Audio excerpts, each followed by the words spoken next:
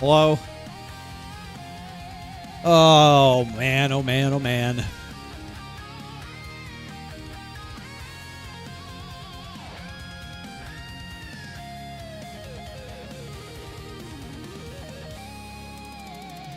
Hello? How we looking? I don't know. Ugly, I think. I don't know, you tell me. I need a haircut.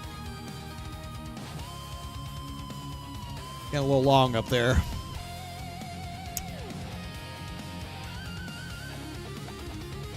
We're all right. Should rip Kansas. If you're here already, Tati, then I know I'm going to win. Like, anytime you show up, I win. So, just go ahead and start printing the t-shirts and making the trophy now. I mean, you're here early. Early. That's a good sign. That's a really good sign. That's what we need for Kansas. I need a haircut, and I just tried to book a haircut, and my barber doesn't have availability for a week. I just texted him, asked him why he's...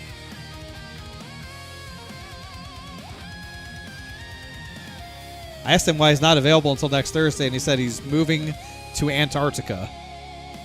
I don't know what that means. This man's been cutting my hair for 2 years.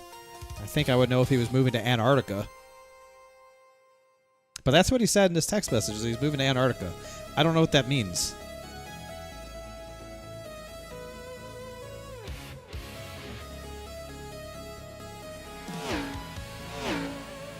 I'm just as confused as anybody.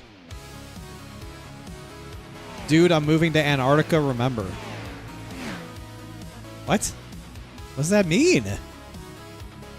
Well, apparently he's not available for a week, so I gotta wait a week to get my hair cut. Oh, whale. Oh, whale. Well, thank you. You know, Steven Wilson, what do you think? Do you think my hair is too long? Or is it just right? I want to know what Steven Wilson has to say about it. Caps? I don't know. Steven Wilson can't see. Okay. Eyes won't open. Got it. Caps is working. Look at that. It only works when I'm in the car. It does not work while I'm not in the car. So, you know, at least we got that going for us. At least Caps is working. I don't have to spend 20 minutes rebuilding technology. It's a miracle. It's actually a minor miracle that, with how my streams have been going recently. What does the wifey think? I don't have a wife. Shildy GF probably likes it, but I don't have a wife. Never let your wife and your girlfriend meet each other. That's just good life advice. Hair looks great today. Did I switch shampoos? No, it's the same shampoo as always. Same shampoo as always. Hair looks better than yours. Well, you're going bald, Steven, so I would hope so. Steven's 17 and a half years old, and he's going bald. But at least he's like 6'5". At least he's got that going for him. We got a O'Reilly car with 58% cross weight. Shoot me in the fucking face. Okay. Okay. Okay.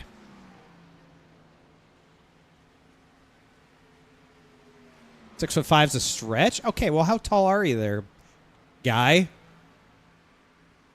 Can't be much shorter than that. Track temp's 113, so at least we got track temp's 113. We like 113 track temp. That's not bad. Yes, why loose race car when you can have tight race car? Why have a race car that you can drive with the throttle when you can just have one that destroys the right front tire? At Kansas, of all places. 6'2", maybe 6'3"? Buddy, how about the Cleveland Guardians? First place in the AL Central, which is not the worst division in baseball. That's the AL Central. West. The West is the worst division. Central's close, but it's not the worst. But how about my Indian Guardians? First place, baby. Things we love to see in the month of May. Your wife is your girlfriend? I mean, honestly, I think that's good. I think you just do what you've been doing, man. If you're still alive after all these years, don't change a thing, brother. Don't change a thing.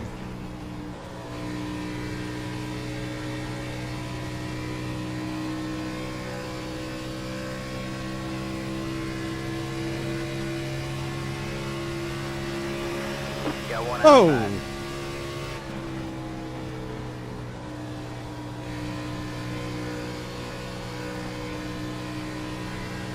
You're clear high, clear high.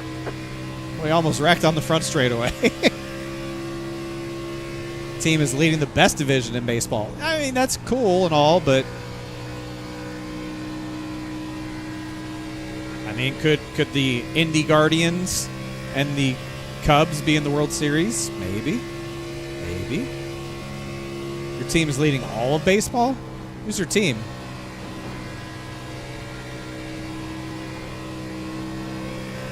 Ooh, there's a lot of speed up there. A lot of speed up there. Go 20 car. I agree. You know, there's not enough love out there in the world for the 20 car. I feel like everyone is just cheering for my demise. That was your spot, left of the section.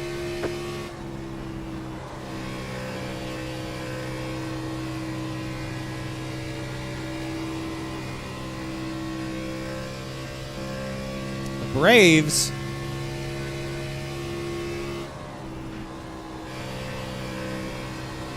They're just the sentimental favorite at this point because Ted Turner died, you know? It's rigged for the Braves to win a World Series.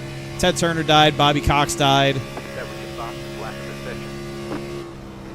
No one's going to take it away from the Braves now.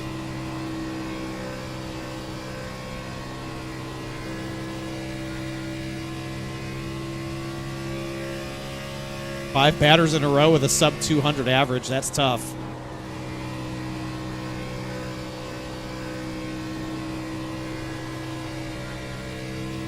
Yeah, that's tough. You're a Yankees fan? Well, see, here's how it happens. I was born and raised in Cleveland, Ohio.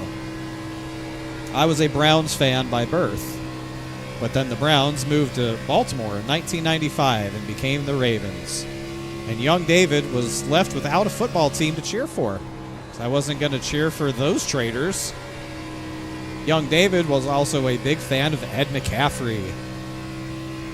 Ed McCaffrey was a outstanding wide receiver for the Denver Broncos. So I started watching Denver Broncos football. And then they won 2 Super Bowls in a row. So, yeah, I was kind of locked in at that point.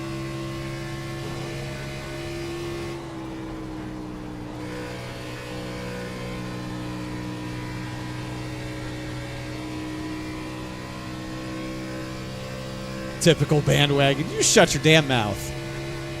All right, as a Cleveland sports fan, I have suffered plenty in my lifetime. Between the Indians, the Cavaliers, and the Browns, I have suffered plenty. I lived through the drive. Okay, I was young, but I was alive. Okay, I lived through hating John Elway and the Broncos as a Browns fan. And hating Michael Jordan because he broke our hearts. The shot over Craig Elo. It was painful, man. Very painful memories. Them the Cavs back then, man. A lot of talented Cavs teams. Mark Price, Brad Daugherty, Larry Nance, Craig Elo, Hot Rod Williams. A lot of incredible Cavaliers basketball teams. And they just could never beat Chicago. Could never beat Michael Jordan. All the talented Cleveland Indians teams. Albert Bell, Kenny Lofton, Paul Sorrento, Sandy Alomar, Carlos Baerga.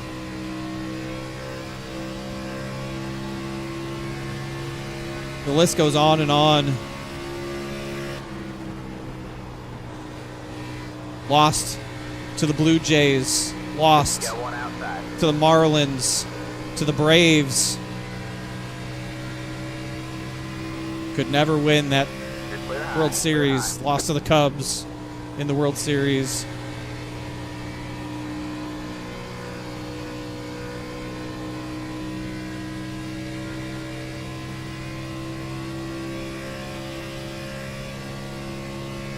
Manny Ramirez, former Indian great. Can't forget about Manny Ramirez.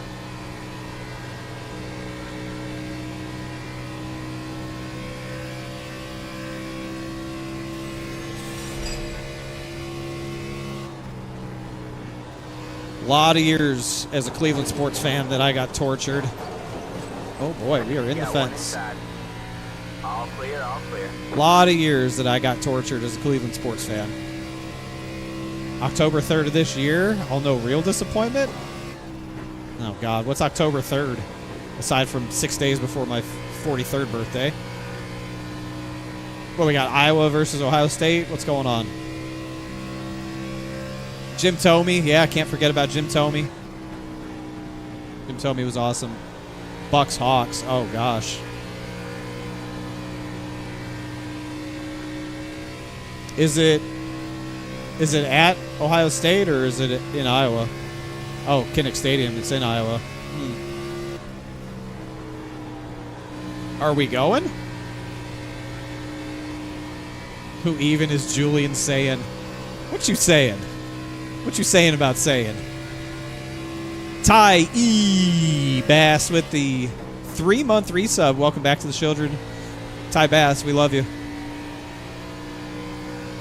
I wish you raced on Wednesday nights. I'm glad that you race Mondays, but I wish you raced on Wednesdays. Yeah, we love Ohio State in this house. Thank you, Tati. It's okay. You can be a Yankees fan. It's fine.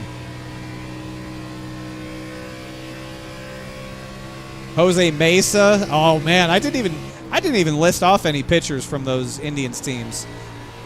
I didn't list off any pitchers.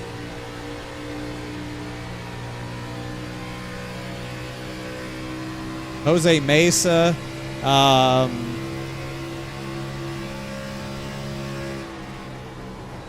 What the hell was his name? God damn, this thing gets loose. How is that possible? 58% cross that this thing gets this free.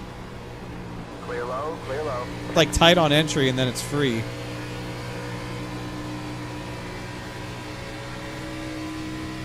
Greg Swindell, yes.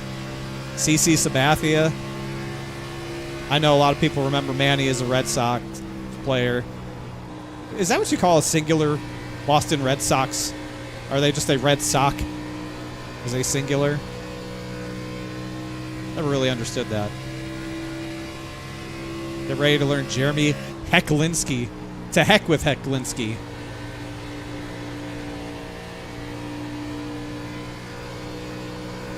Yeah, the top sucks. Wow, the top might be good for a while, but it absolutely sucks. After you got some laps on your tires. It's absolute dog shit. It's too free.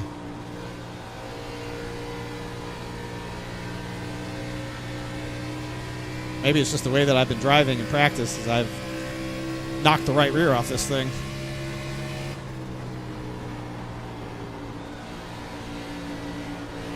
Outside.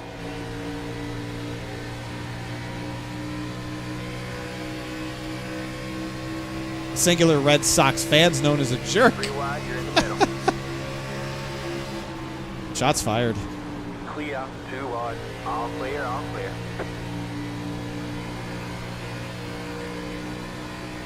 Inside. I am holding on for dear life right now, and it's not even 20 laps into this run. Cheatham. Clear low, clear low. I don't know. It's. I thought that was a pretty. I'm wrecking loose. This is great. Be there for truck. Good. Good. Good. Good. I mean, we are wrecking loose. This is fantastic, actually. I'm pleasantly surprised by this. I thought we'd be plowing our balls off, but we are drifting around Kansas. Disown them after Poppy retired? Mad at your actual team? Who's your actual team? Looking forward to Charlotte's. Inside.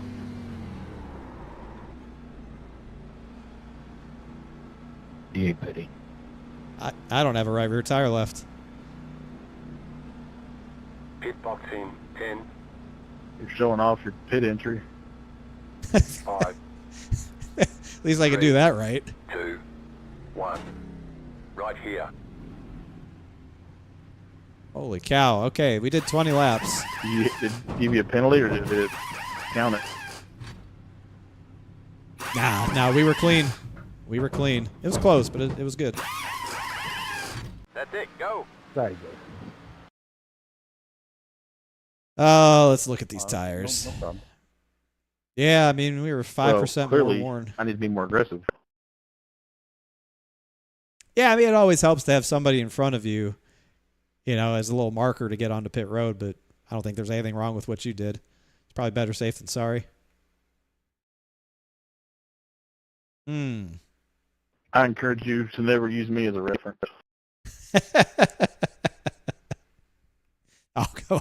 I could think of a lot worse. You're not that bad. I would never use Fuller as a reference for anything except how to get through a buffet line.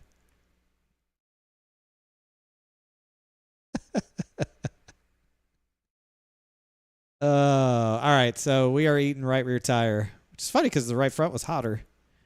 But we're eating the right rear tire, so we might be able to run 12-1 today. Maybe a little bit more brake bias in it. Sandy Alomar did play for the Indians. Yeah, absolutely. He did. Super stoked for Charlotte. What, are you coming to Charlotte too? Was everybody coming to Charlotte? Watch more Braves game this year than anything. Oh, yeah, the Rocky M508's today, I guess. Damn. I could have run that instead of this. Just did C-Class at Dover. Can't seem to get my right front to burn up. Oh, can't seem to not get my right front to burn up. Bigger steering ratio. Don't paint the bottom. Back up your corner entry. Probably the 3 biggest things you could do to not burn up a right front at Dover. Dover's tough, man. It's a track. I mean, depending on the conditions and everything. Frozen Toes, thanks for the raid. Appreciate that. How are you? Hello. Hope you enjoyed your NASCAR 25 racing experience. David's unfiltered thoughts about Paul Skeens. You know, I saw an interesting stat on Paul Skeens today that he has regressed every year. His ERA has gotten worse every year. It went from a 1.96 ERA to a 1.97 to a 1.98. And I guess he's just washed. I guess he's just terrible. Oh, my God. Tommy Ryan has died. Holy shit. Tommy Ryan's dead. God. Out of nowhere. Jesus Christ. Oh, he's fine. Look at him go. Broke loose. There he goes. Almost decided to go to Charlotte this year. Trending on me being at Charlotte also. Wow. Am I gonna have to meet up with some people at Charlotte this year?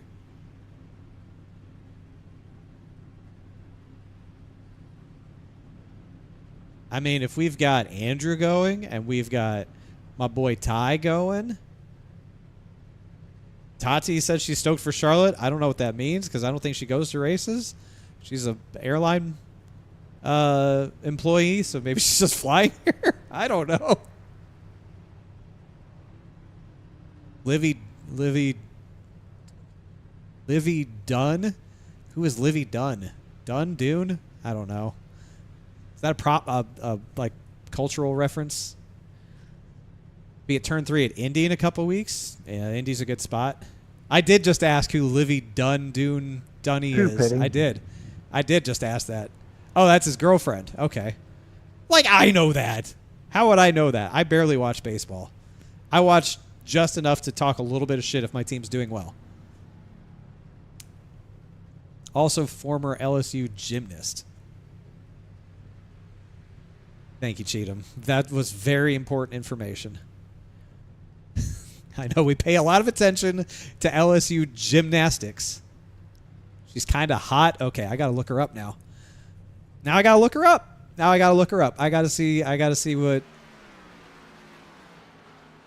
I got to see. Hosting a family dinner after the No Apps race, right? If by hosting you mean going to a fast food place where everyone can meet up, sure. All right, what's her name? Livy Dooney. Livy Dooney. American influencer. Oh, she was born in October. Much like ya boy. Olivia Page Dunny. Former artistic gymnastic. Artistic gymnast. Jesus Christ. I'm having a stroke reading this. Current social media influencer and model. Hillsdale, New Jersey native, competed for LSU's women's gymnastics team, primarily on bars and floor. Oh, she was spitting bars. Cool. 2017, she was named to the U.S. Junior Women's National Team. Stepped away from gymnastics in 2025. Has a social media following over 10 million. Is considered the most followed college athlete across all platforms. Well, goddamn. Take a look at her.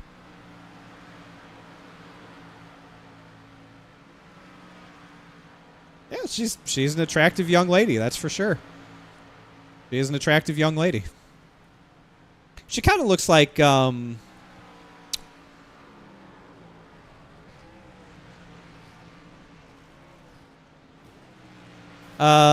God, she's been in the news a ton for that. For her, what's bars and floors? Sounds like my weekend. Yeah, sounds like a long night. What's that? Sydney Sweeney. She kind of looks like a Sydney Sweeney almost. Just in these pictures that I'm looking at, she kind of looks like Sydney Sweeney. Not like a twinsy of her, but like similar. Some similar. Well, not in all areas. not in all areas, but face-wise, she kind of looks like her. Gotcha. No, she doesn't. Okay, I'll go fuck myself. That's fine. That's fine. I won't have an opinion anymore. Full Throttle Rundown. Thank you for the follow. Hello. We're talking about Livy Dooney, Dunn, whatever her name is, Paul Skeen's girlfriend. I don't know. Listen, man. I don't. Okay, maybe she doesn't look like. I'm getting Robert. One picture I looked at, she looked like Sydney Sweeney. Okay, the first picture I saw, done. Done. That's about what I'm about to be with this topic. The one picture I looked at, she looked like Sydney Sweeney, but every other picture I've looked at now, she does not look like Sydney Sweeney in any way, shape, or form. So I'll retract that statement. She's certainly not built like her. She's built like a gymnast. Big difference there. Very big difference there. Across the board. Very big difference there. You'd put her over Sydney Sweeney. Okay? It's Dunne. There's a lot of ways you could pronounce that. Yes, I am referring to the boobs. 100%. Sydney Sweeney is not built like a gymnast. That would never work. Pretty obvious difference for me. Sydney Sweeney has enormous tits, and this girl does not. There you go. Yeah, perfect time to join the stream, Corey. Perfect time. They got me looking up Livy Dunn, and I said that in one picture she looked like Sydney Sweeney, and then every other picture she doesn't, because physically they are not built the same way. And nothing is, there's nothing unfactual about what I've said. And I would say it again. And it's a great conversation. I'm glad we're doing this instead of me driving around making left-hand turns at virtual Kansas Motor Speedway. Ass-P. Personality seems to be undersized. Oh, my God. But do they have good jeans? I mean, do people wear jeans anymore? She's wearing jean shorts in this picture. I'd say those were good jeans. Most of these pictures are just her in like her gymnastic outfit. Really hard to tell.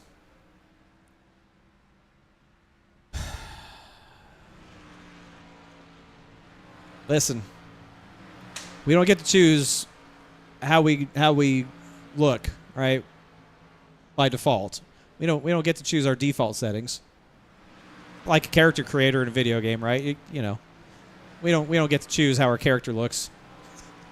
We can choose how we alter it.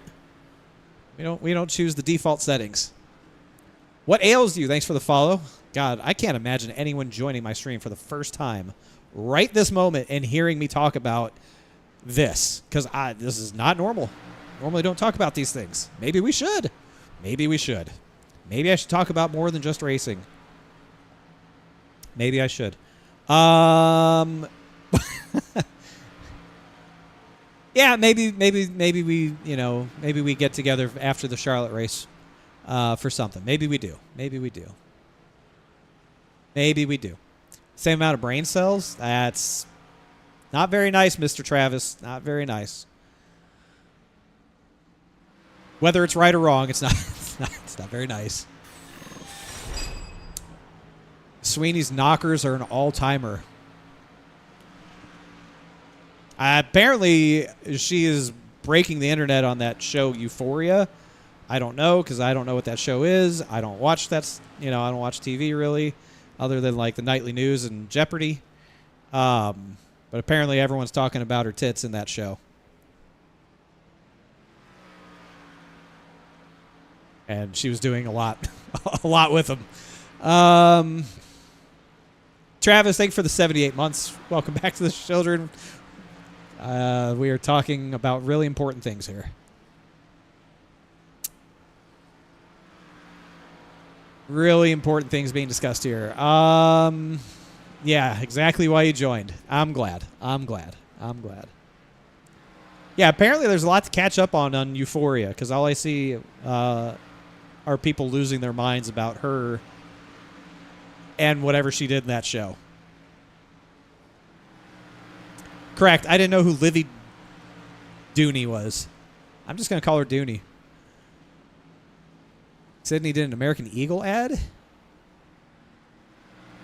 Yeah, man, listen, I'm 42 years old. Why would I know who these people are? Okay? I'm 42. Why would I know who these people are? Where would the overlap be if we were drawing circles like a Venn diagram? Where would the overlap be where I would know about who she is?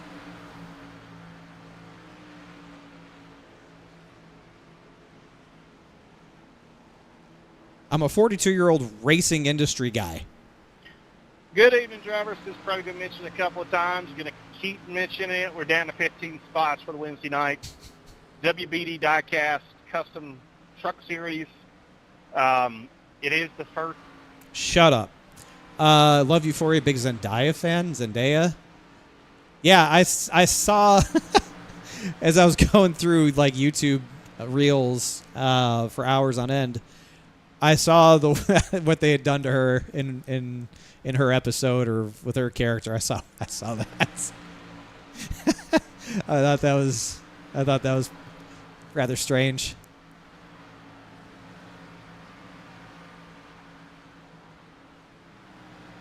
A little creepy for a 42-year-old to look up pictures of college gymnasts. Well, she's not a college gymnast anymore.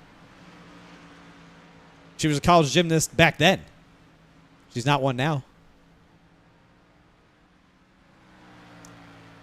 Sweeney is the antithesis to Taylor Swift? That's an interesting take. Do you need to watch Euphoria? I don't know, do you? I haven't watched it.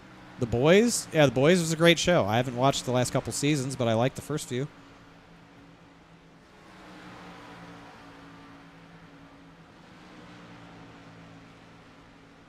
Yeah, she's 23. It's fine. It's fine.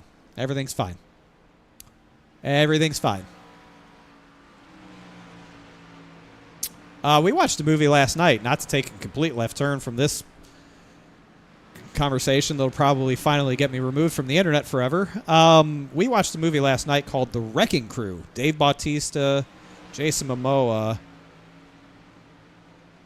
It was a surprisingly enjoyable movie. I don't know if y'all have seen it, heard of it. We enjoyed it. We enjoyed it quite a bit. Entertaining, good action, funny. The plot was completely stupid, but like it was overall a good movie. I recommend it. It was a good movie. Great cast. Like, that was a good watch. That was a good watch.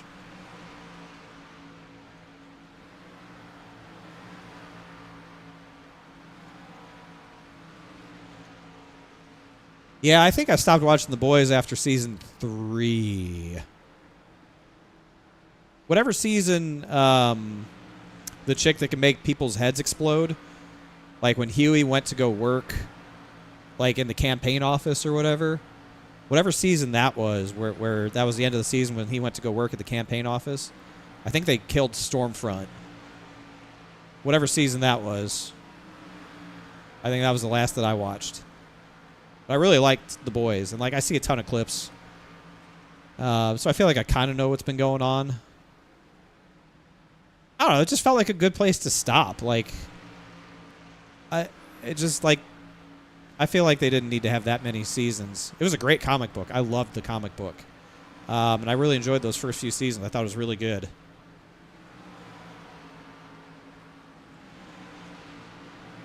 But yeah, it's kind of a crazy show. Kind of a crazy show. All right, I need to. We've been talking a lot about women's anatomy, young women's anatomies. That didn't sound right. Younger women, younger than me, women's anatomies. This is why I just stick to racing, man. Just never have an opinion about anything, never talk about anything, just fucking drive virtual race cars. Jesus Christ.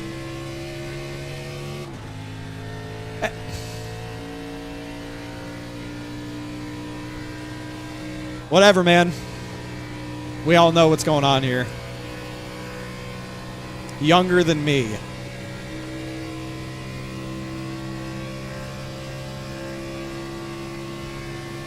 Invincible? I never watched Invincible. I've seen a lot of clips from that show. I never watched it.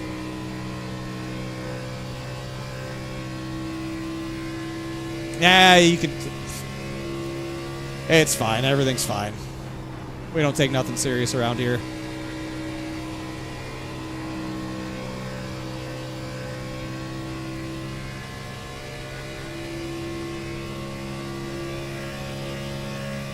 as a normie, would you like the boys? Do you like, well here, do you like a ton of violence, like extremely graphic, gruesome violence? Of like people's heads exploding and bodies exploding and organs exploding and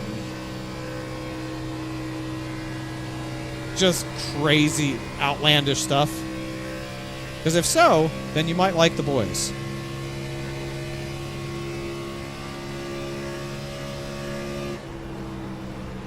Got one outside. All clear, all clear.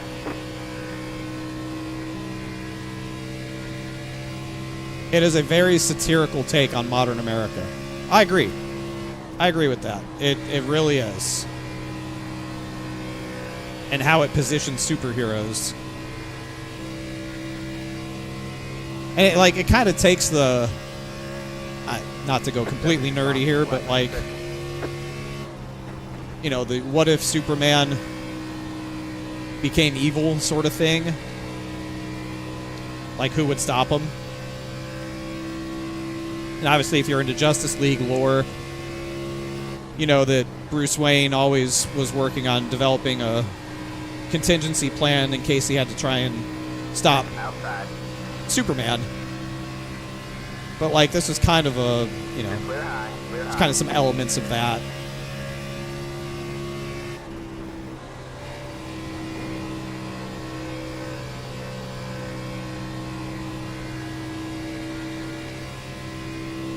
Nerd. Yeah, I know.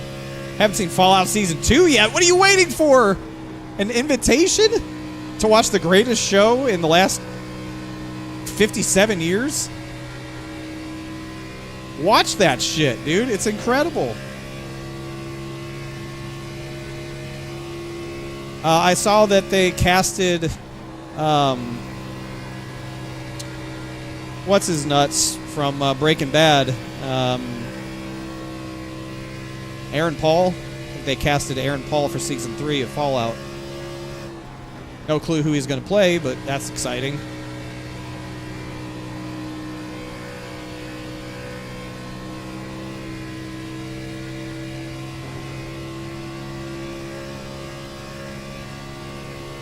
Homelander might be the worst character ever. Oof. Why do you think he's the worst character ever? I mean, I could think of some pretty bad characters. Say that Homelander's the worst ever? That's pretty bold.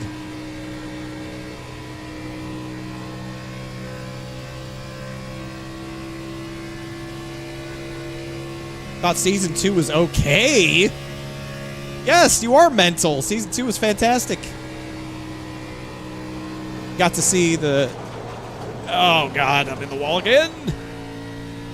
You got to see the Legion. You got to see the New California Republic. You got to see Death Claws. You got to see the President. You know, you never saw the President in any Fallout game. And you finally get to see the President. Like, I felt like Season 2 was so good. It told a lot of different stories. You know, the Brotherhood. It just, oh man, so much good stuff happening. So much good stuff happening in Season 2. Like Lucy's development as a character and how her morals change from Season 1 and how she views the world and her dad and just, oh man, so much good stuff. But, I mean, I wouldn't say I'm the biggest Fallout fan in the world, but I really do enjoy Fallout. And I've really loved the older games. Fallout New Vegas was one of the best. Of course, one of the best, probably the best Fallout game, period. And the fact that Season 2 was basically right from New Vegas was like chef's kiss. So good.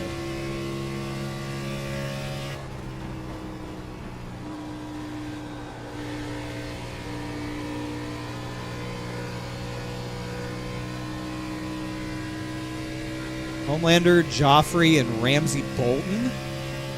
Who the hell is Ramsey Bolton? I can't wait to be flamed for not knowing who that is.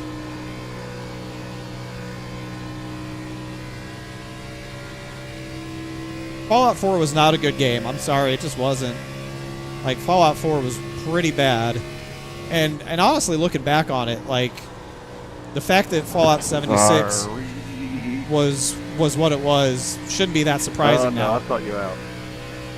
Inside.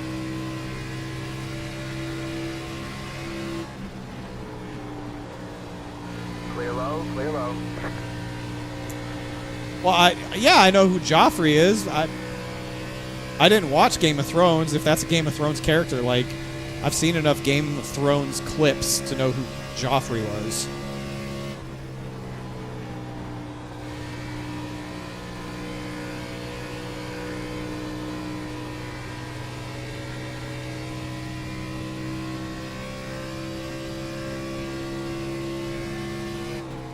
Expected more out of New. How much more could you expect out of New Vegas?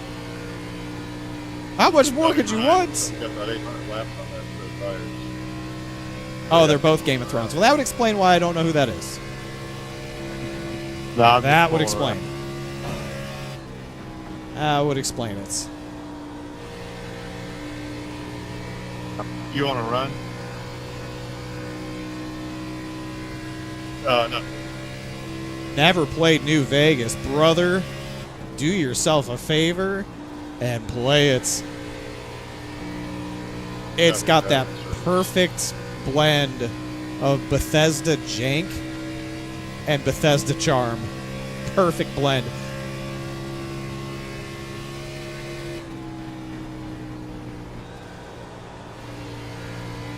It's so good. It's so good. Sorry.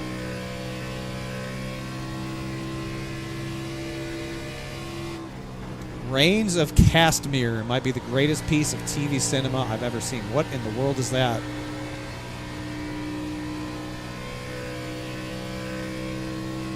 Oh, it's an episode of Game of Thrones. Okay. Made it sound like it was some standalone thing.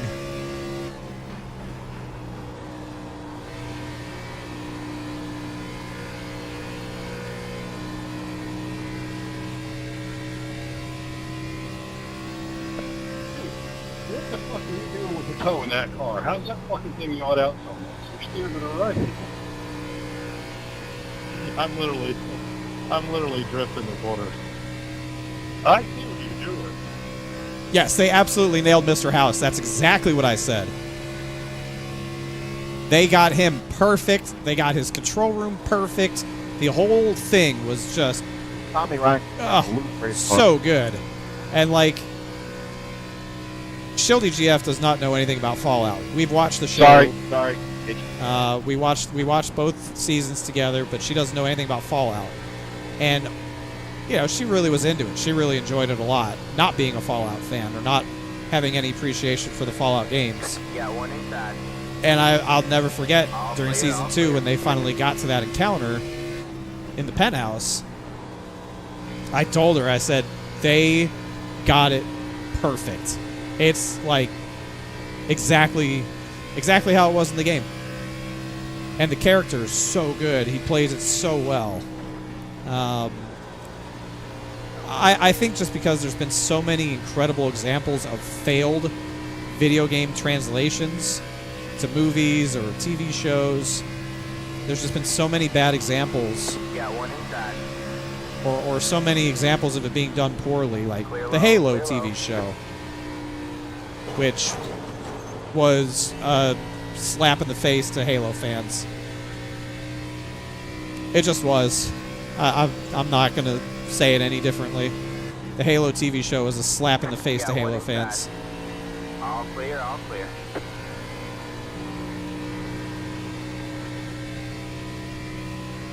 But like to finally have a TV show or a longer form, you know, show based off of a popular video game be done correctly was just so refreshing.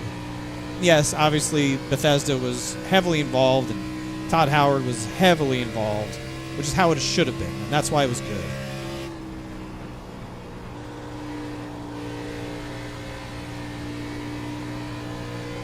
Yeah, I really, really love Fallout. I thought both seasons were unique. I thought that they were both good for different reasons. I just want more of it. I want more of it.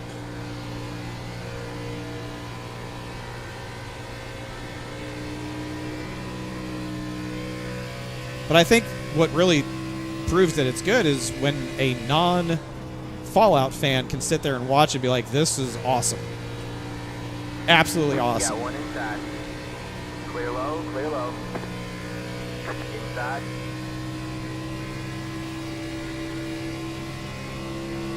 Clear low, clear low.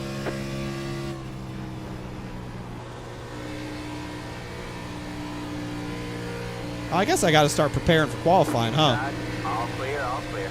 Got one inside. All clear, all clear.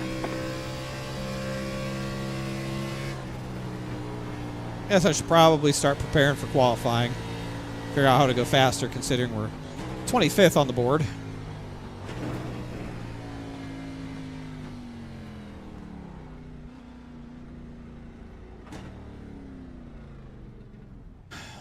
Should I speed run season 1 again before watching season 2? I don't think you need to. I think it does a really good job of recapping season 1.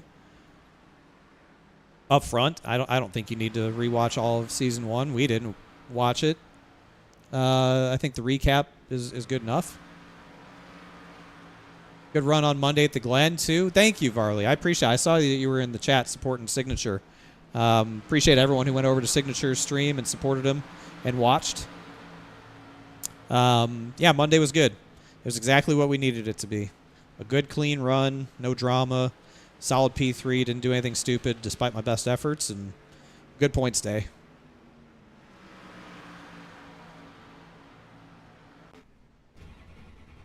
Yeah, Monday was exactly what we needed. No one was going to catch Cody. He's way too good. I tried to get Mark with an undercut, and it just put me in dirtier air than before the pit stop. I just couldn't do nothing with him. So he was really good. Mark was really good. But there was nobody behind me that was better than me. So we just took what we had, and P3 was pretty good. Do I golf? I tried learning golf. I tried starting golf last year. I need to get back into playing golf this year. I would like to go and golf more. I've only been golfing probably 4 or 5 times.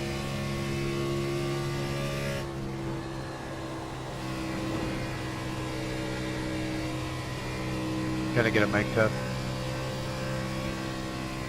Gotcha. Yeah, Cody is very, very good. He won the Watkins Glen race last year. Thank you. And Dick whipped the field last year. And so I knew he was going to do it again. Was not a surprise.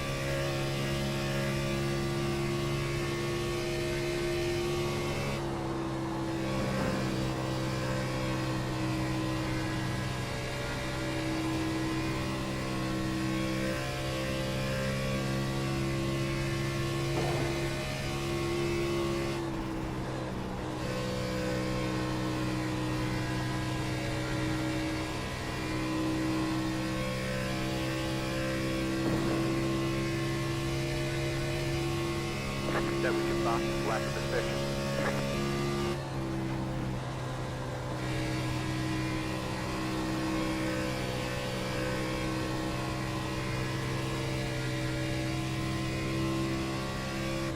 Well, we're only 24th after our first Mach Q run.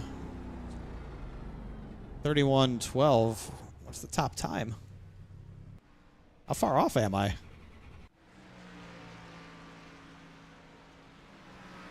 I'm very far off. I'm 3/10 off. Good God. Well, might have some work to do tonight if I can't figure out how to go fast at qualifying.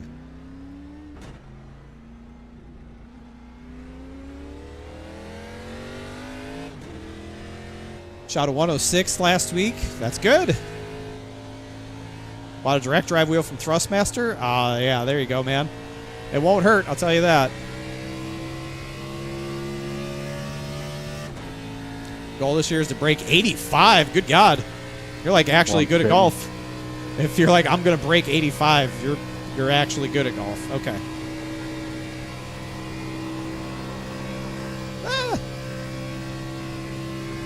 Really good at the short game. Yeah, I suck at driving, but you put a pitching wedge in my hands, I'm surgical. Moonhead can attest to that.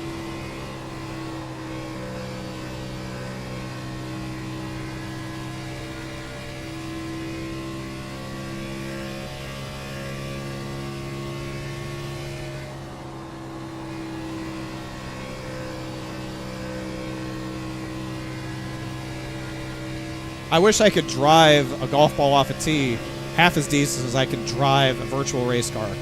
I really do. All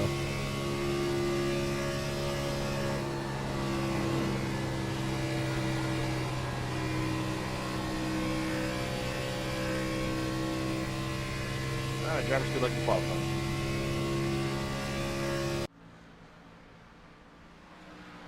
Do you does your boyfriend golf, Tati? Do you guys golf together? Is he good? Like, where'd you learn how to golf? Who taught you how to golf? I think people that are good at golf, it's always interesting to ask, like, where they learned or who taught them. Like, how long it took for them to get good at it. Put the driver away the last 2 rounds. Going to a 3 wedge helps a ton. Yeah, I bet, because you're not trying to swing for the fences. Like, probably good to not think big and think you're going to drive 200 yards. Just try and take it 100, 150 yards at a time. If you can get 100 yards a chunk, like, you're probably playing par golf or bogey golf at worst, if you can putt worth a shit. Can't afford VRS and Fanatec and all the big name ones right now? They're all pretty close, I feel like. Like, everybody's pretty close in this realm.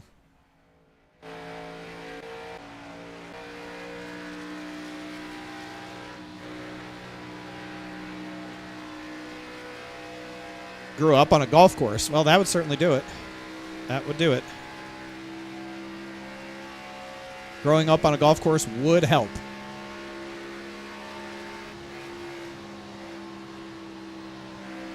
Rewood hit about 220. Driver goes 240.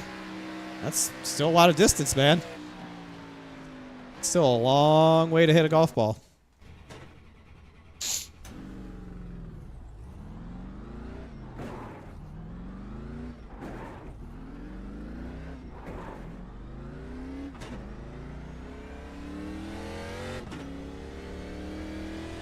I forgot we don't get a warm-up in this series, and I gotta pee. We gotta get this lap in. I can go pee before we go race.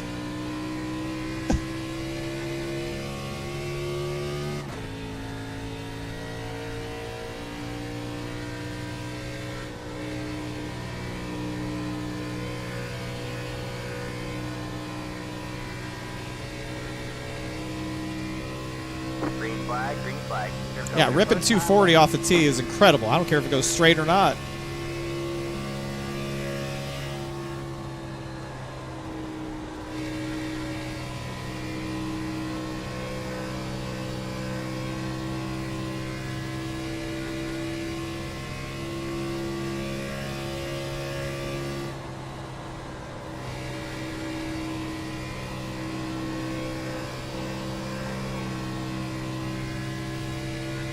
One more lap.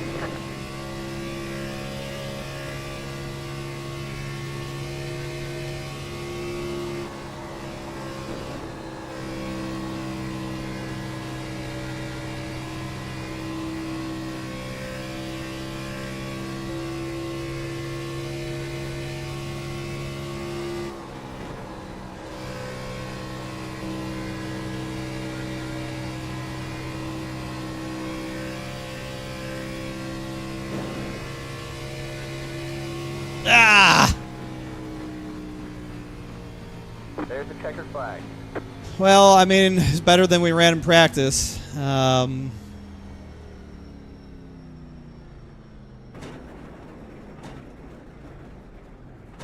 don't even know if you're supposed to run the top in one. You might have to run the bottom at both ends. I don't know.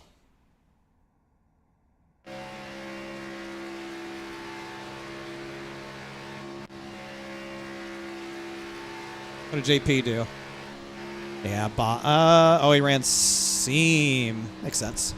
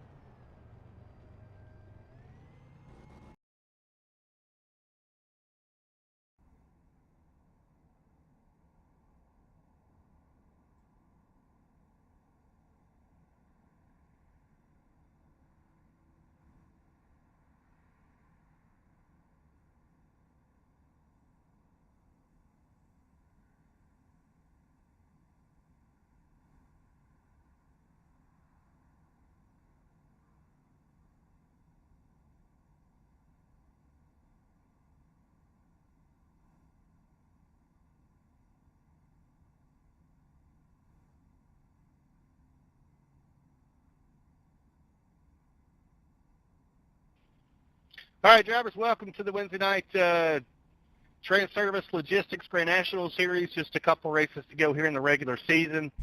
We do have a nice battle for the top 10. They will be advancing after Talladega for a 3-race playoff. I do a terrible job at this, but I was going to recognize our fastest car, JP Phillips, on the pole tonight. Congrats on that. It's awesome to see somebody different grab the pole away from Tyler or Mark or David or Justin. But I don't other win than pole. that, guys, business as usual. We are not live. I don't know if everybody saw the message, but Jason's father passed away. He is logged in. He will do a broadcast of this race tomorrow night. Once I know the specifics, I'll shoot out a message to everybody, and we'll have it live on Facebook and on YouTube for everybody to share out that want to share it. Again, just mention it one or two more times tonight, the Truck Series WBD diecast. We are 12 spots away from being full. I did get your message. I got a message to hold a spot for after the race. We have no issues with that. Just note, we're down 11 spots. If you want to race, we'd love to have you on Wednesday night, starting July 8th. Yeah, as you just heard Joey say there, we learned today that Jason at Signature Esports lost his dad today. Unexpectedly, and so obviously he's got to deal with that. So of course we're all thinking of Jason at Signature and the incredibly difficult time that he and his family are going through right now. Yeah, I messaged him privately on Discord, told him that I was thinking of him and that the children were thinking of him as well. So yeah, just shout out to Jason, and can't imagine what that's like. But this is Chad Coleman's 1,500th SIM500 start. That's amazing. Thanks for all your support, Chad, and being a big pain in the ass we got. It's SIM500. Imagine if you're his mom.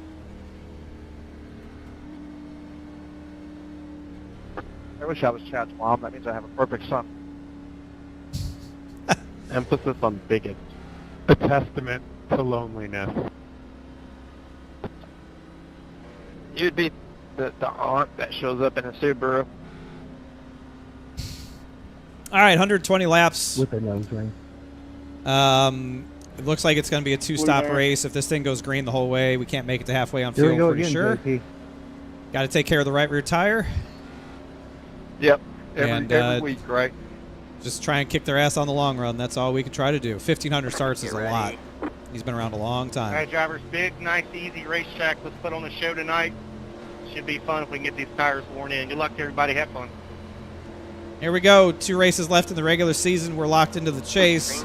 Pretty sure we've locked up the regular season championship. Tonight is just about hunting a checkered flag. See if we can do that.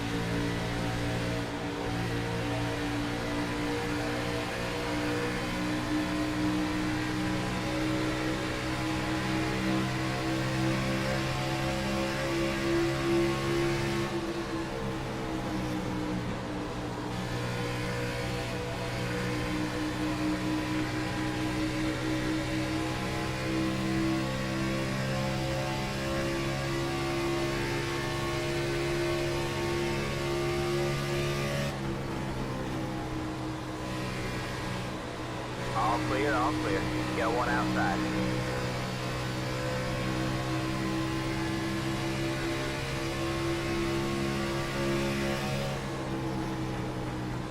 You're clear high, clear high.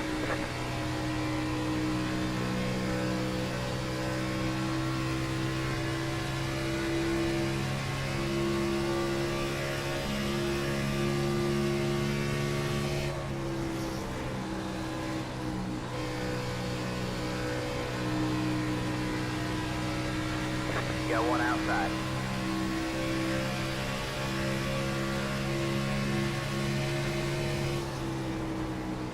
You're clear high, clear high.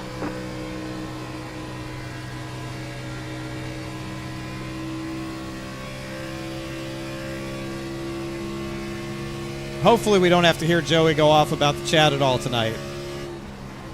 Because we had a clean and green race all the way through.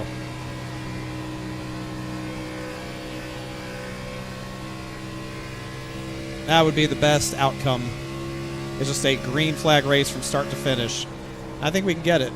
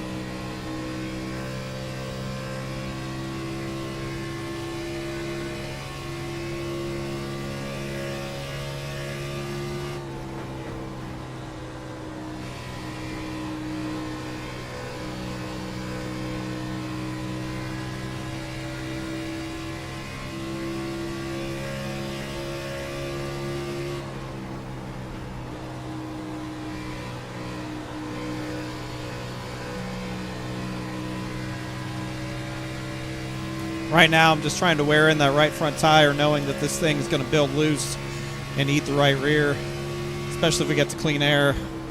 Really just trying to lean on that right front tire quite a bit.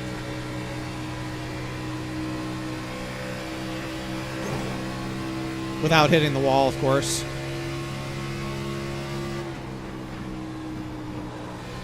Outside. All clear, all clear.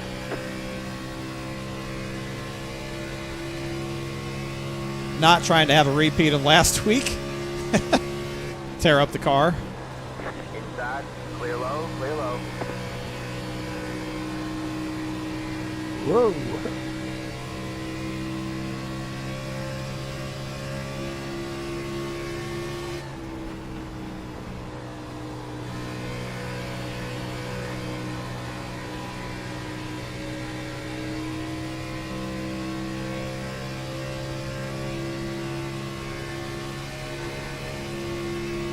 Whew, how was that not a caution? Yeah, there was a big wreck back there and no caution.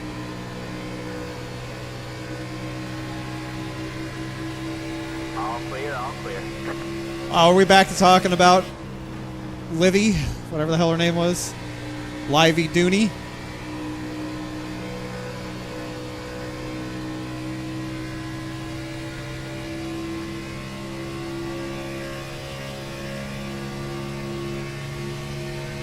Karlavich is out early.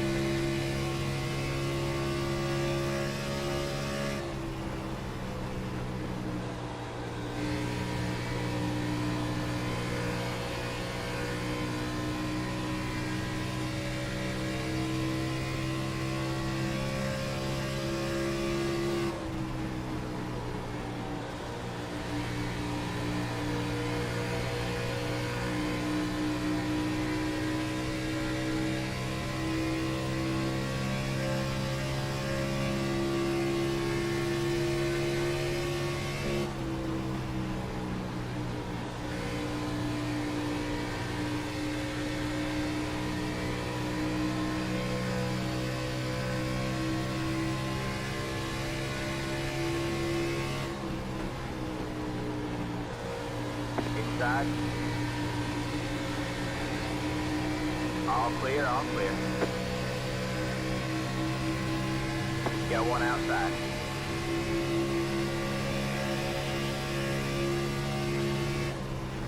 All clear, all clear.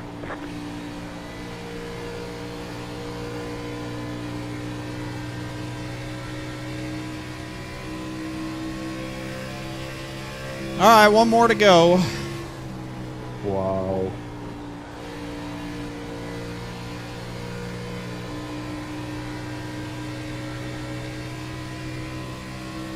Now we just need the 19 to sort of play defense for us a little bit, hold up Mark, and we will be doing okay.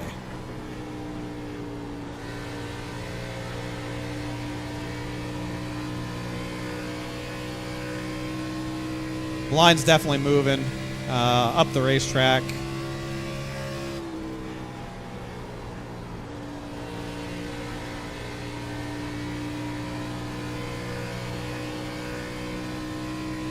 A little bit. Not a whole lot, but a little bit. It's moving up just a little bit. I think the seam's starting to come in a little bit right now. Just trying not to run in his dirty air.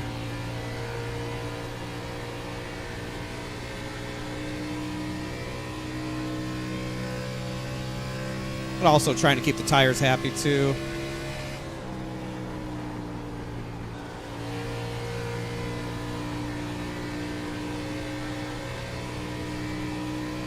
You can see just running the bottom or 10th off of where we were last lap, so it's not the fastest way around, but oh, hell, if he's going to run up there, I'll take the seam, thank you.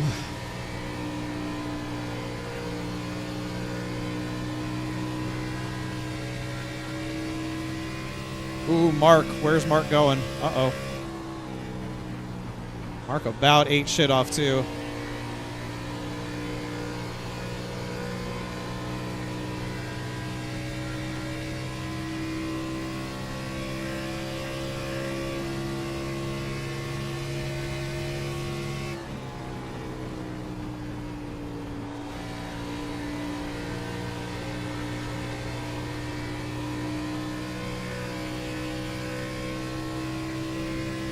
Something happened to Mark. I don't know if he hit a seam weird and it made the car rotate a lot or what. I thought he was going to the inside wall on the backstretch.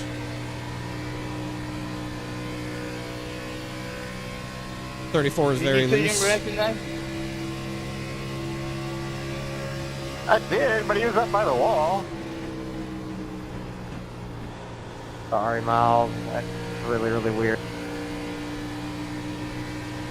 If that spot was that important to you. Go ahead, Joey.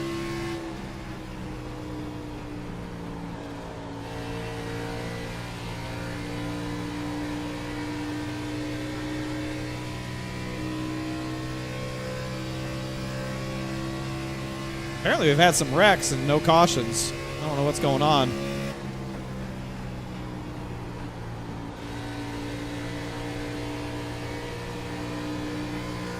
I don't know if they're all just washing off the racetrack. It's not triggering it or what.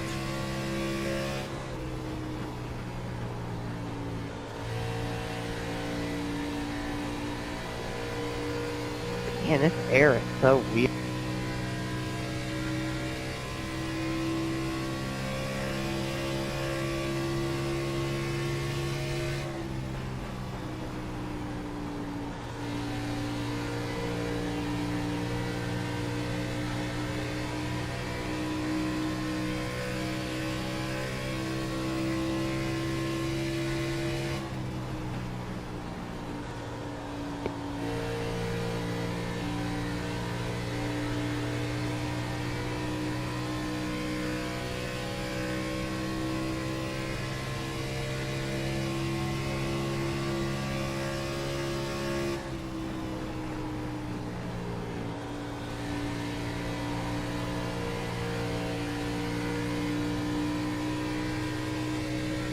Ooh, ooh, ooh.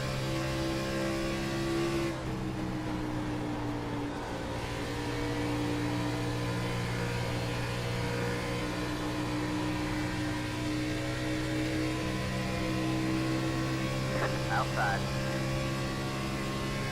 You're clear high, clear high.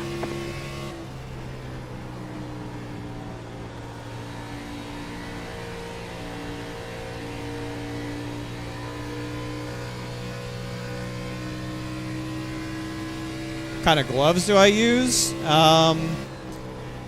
Try exclamation point gloves. I might have a command for that, actually. They're OMPs. That's the brand, is OMP.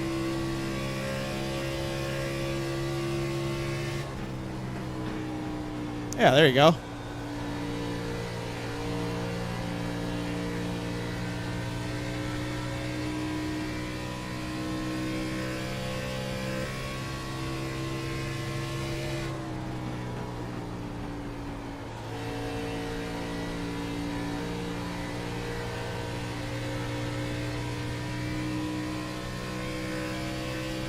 No, that's not a command.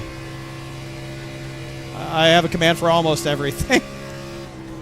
There was a time and a place where having commands for a lot of things was important. When I was a popular, quote-unquote, streamer. And we got the same 10 questions every night.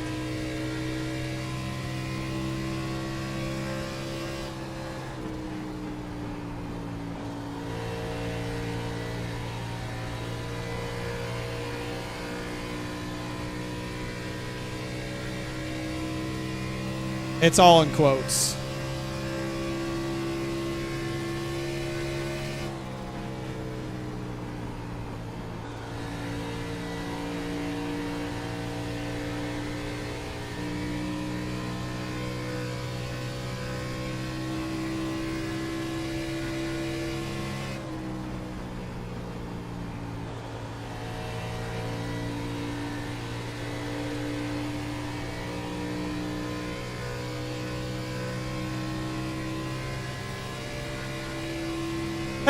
Shield car, hell yeah.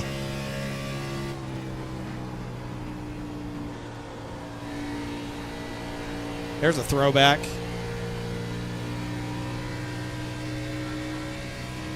You know, it's funny, speaking of throwbacks, somebody used code HOUSE at Advanced GG last week, and I got like a $12 commission, so whoever that was, thank you. Also good to know that code HOUSE still works at Advanced GG.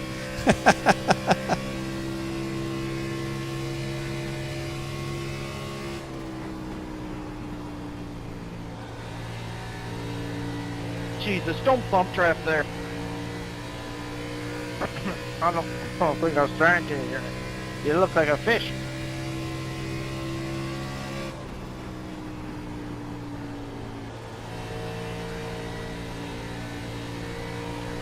That sub badge looks pretty nice on you, Professor. I got you. I got you. Don't worry.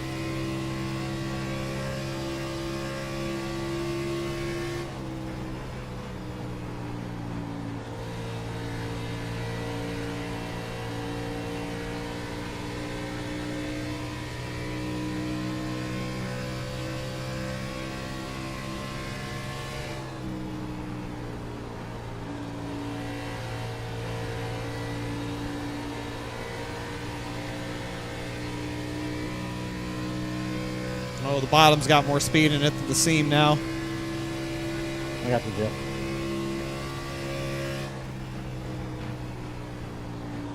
Who said it?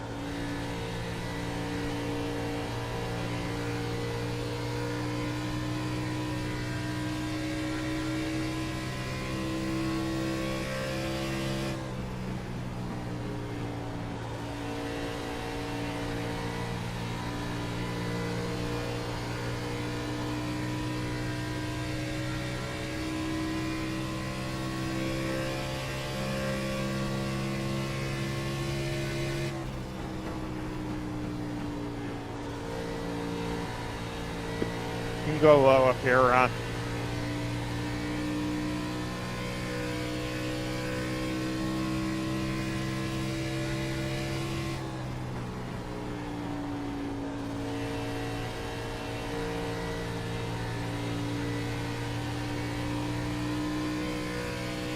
Now we're just walking away from them now that we switched up the line. Yeah, good peeps, good peeps. Always got to be aware where the speed's at.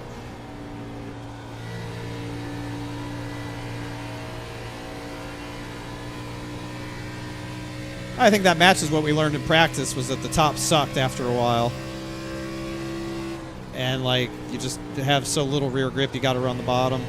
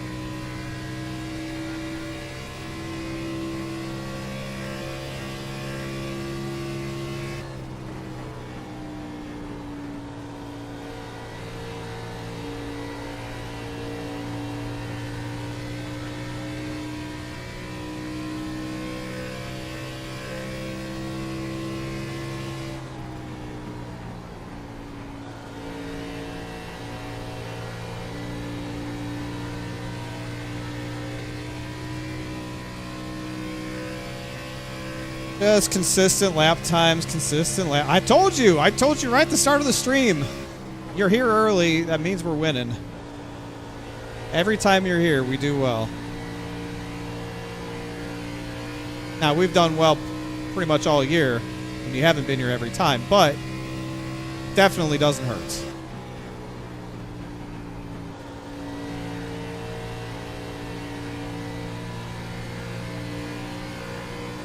Oh, God. All right, we don't want to do that. You know, if I was smart, I'd just pit at lap 40. Since we know it's a two-stop race, you just split it into thirds. Pit at 40, pit at 80, and be done. Do we trust that they'll keep it green? We have nothing to lose.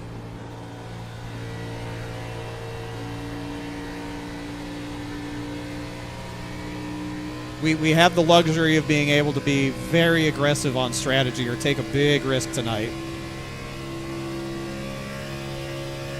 Next week's Talladega.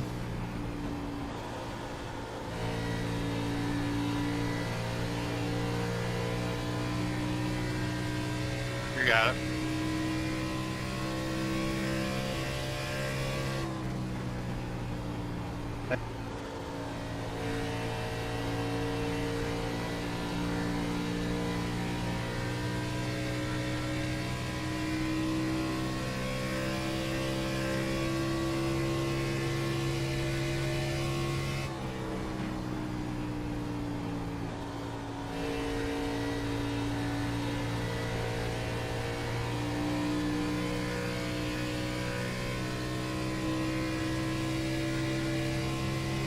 I don't hate the idea of trying something fun.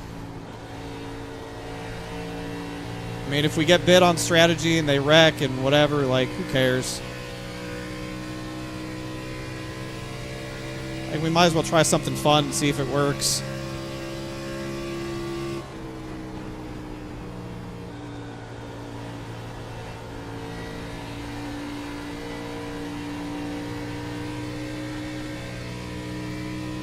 Macklin's in.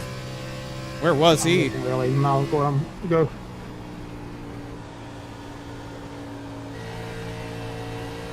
Macklin's in a fight for the chase cut line right now, so he really needs to be thinking points tonight. He's got a lot to worry about the next 2 weeks. Between him, Kogar, and I forget who the other two guys are that have a chance. Basically 4 guys fight for one spot.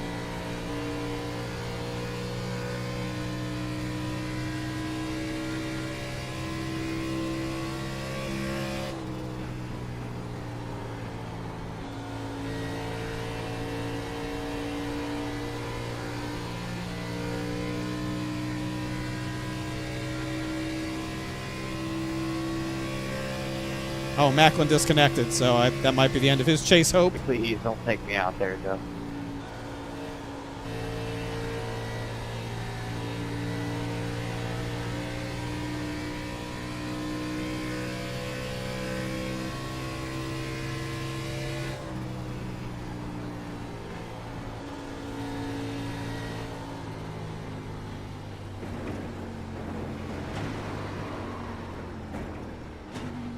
There goes Shieldhouse. He about wrecked us.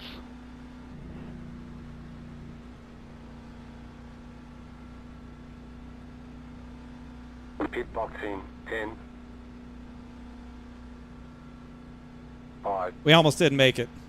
3, 2, 1. Right here.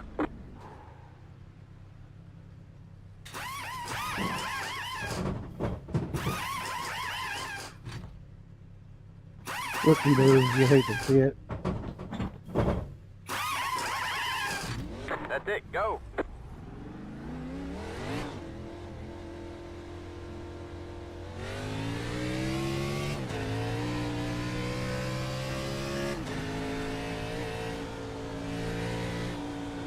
Hitting here. Hitting.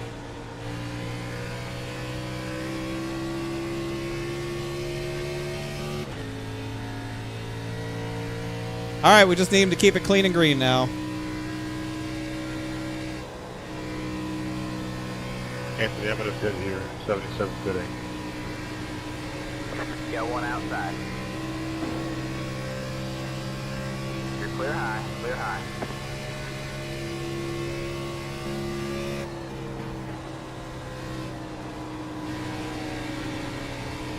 Yeah, I wouldn't do All that. clear. All clear. Fucking dumbass.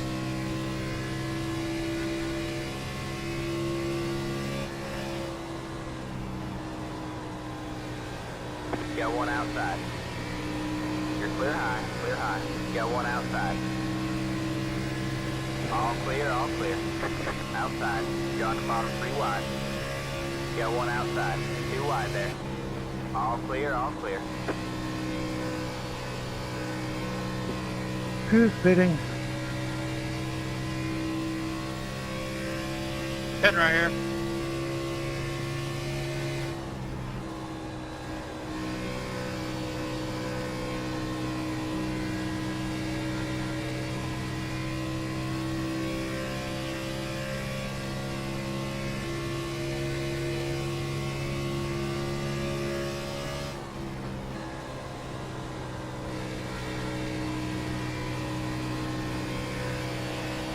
Inside.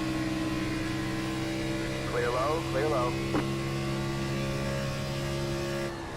21 pitting. Hitting. Got one outside. All clear. All clear.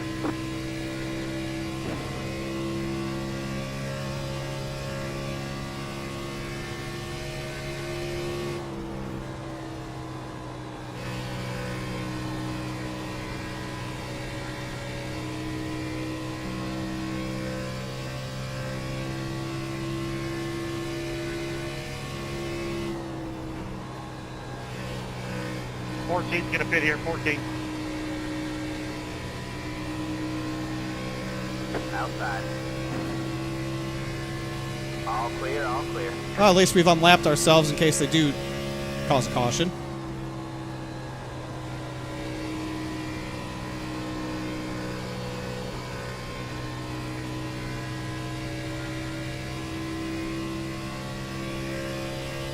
How do I know my pit strategy? Because you kind of know how far you can go on gas.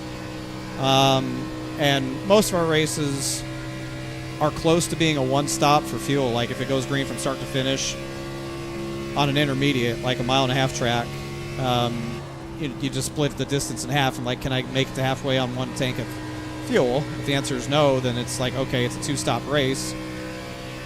Well, we always have 3 sets of tires, so then right here. if you know it's a 2-stop race, if it's no cautions, then you basically say you split it into thirds.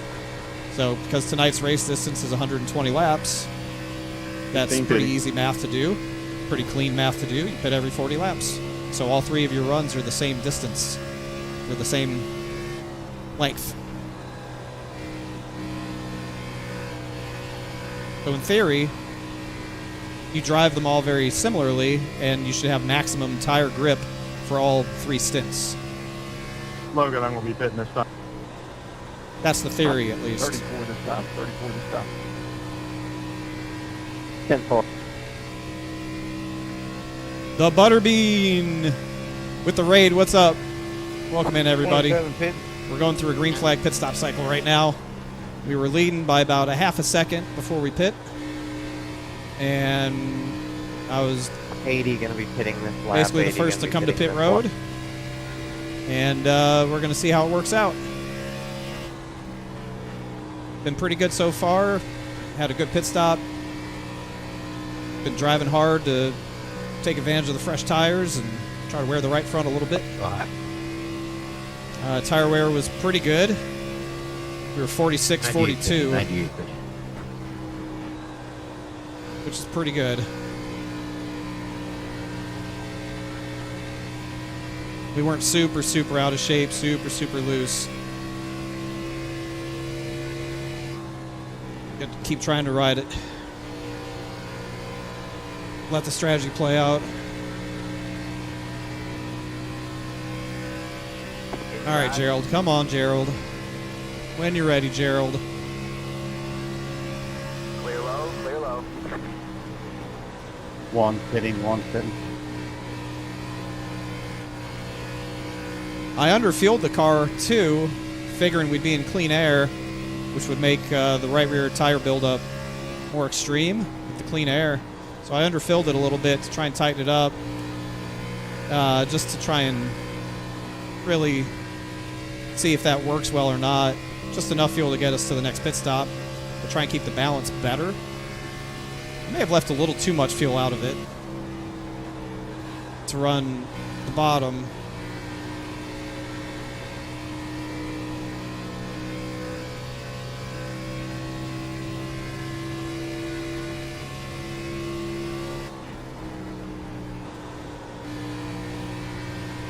But I might have taken the right amount of fuel out to run the top without hurting the right rear a whole bunch.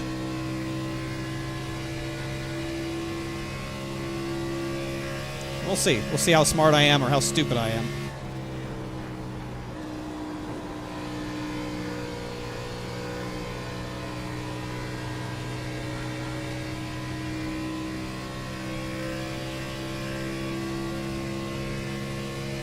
You got it, DJ. You got one inside.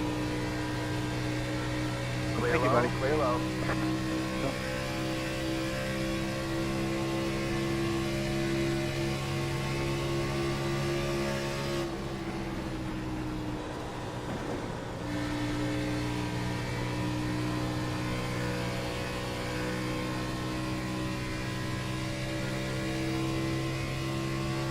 If I had to go back and do it again, I probably wouldn't have underfueled as much as I did.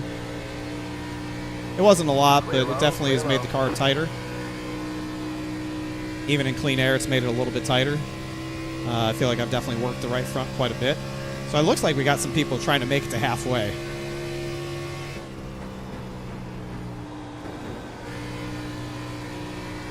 Some people are trying to do this in one stop.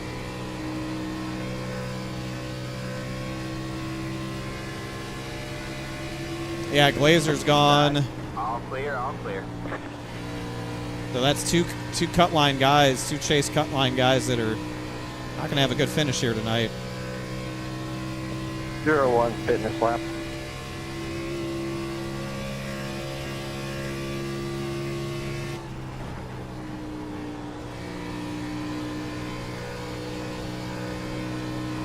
My bad.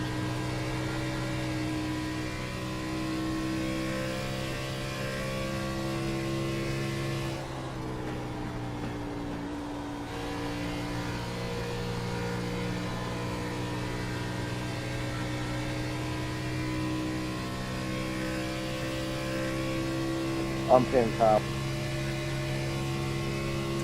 The one stop, I mean, if they can do it in one stop, that's going to put a lot of pressure on us to be really, really good. It probably will favor them I think what we learned from the two fuel mileage races earlier this year, Vegas and wherever the other one was.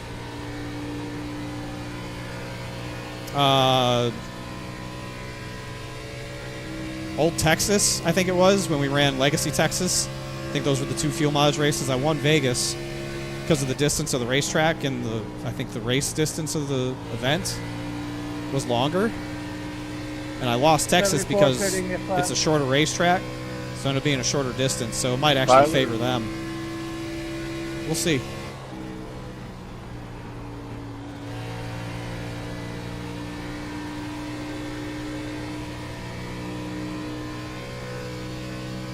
We'll see.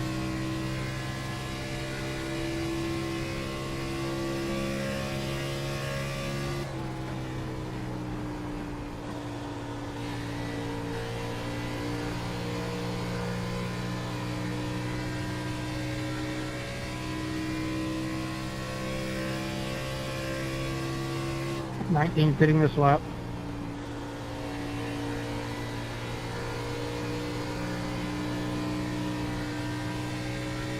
I just don't have a good sense of like how much faster we are than everyone that we were just racing against and the people that have stayed out.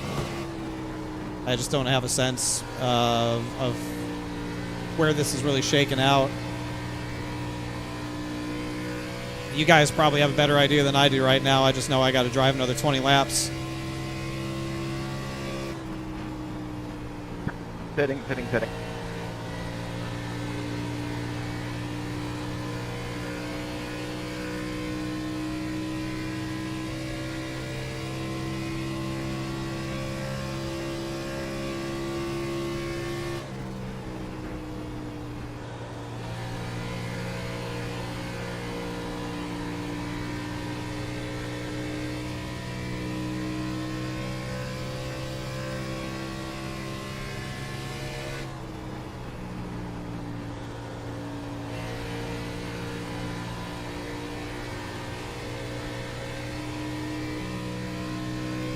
All right, man. Halfway this time by. I think it'll set up an interesting finish if this thing stays green. Kind of what we want.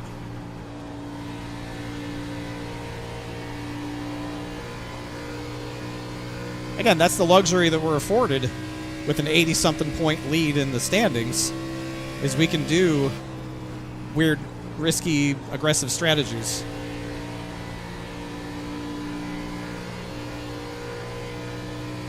So, like, why wouldn't we, you know?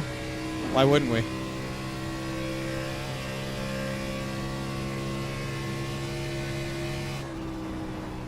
Yeah, but I'm not worried about Bobby Wetzel. He was so far back. Even if he one-stops it, it's still not going to be ahead of me. He was so far back from where I was when everything kicked off. He was already at a huge deficit. More than one less pit stop can save, I would imagine. I guess guys like the 19 and probably the 24 that have the best chance of having that strategy work out for them.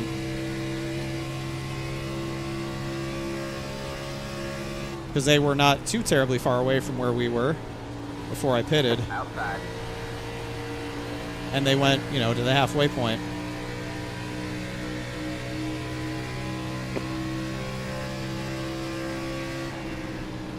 All clear, all clear. Remember what I told you. I take care of you, you take care of me. I know. You're my buddy. I love you. Get a room.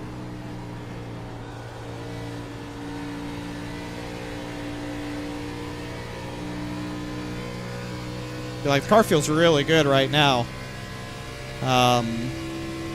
Like, the underfueling is really helping right here. It's just like an initial tight phase 15 laps into the run where it didn't feel so great. But now, 25 laps into a run, it's feeling a lot better.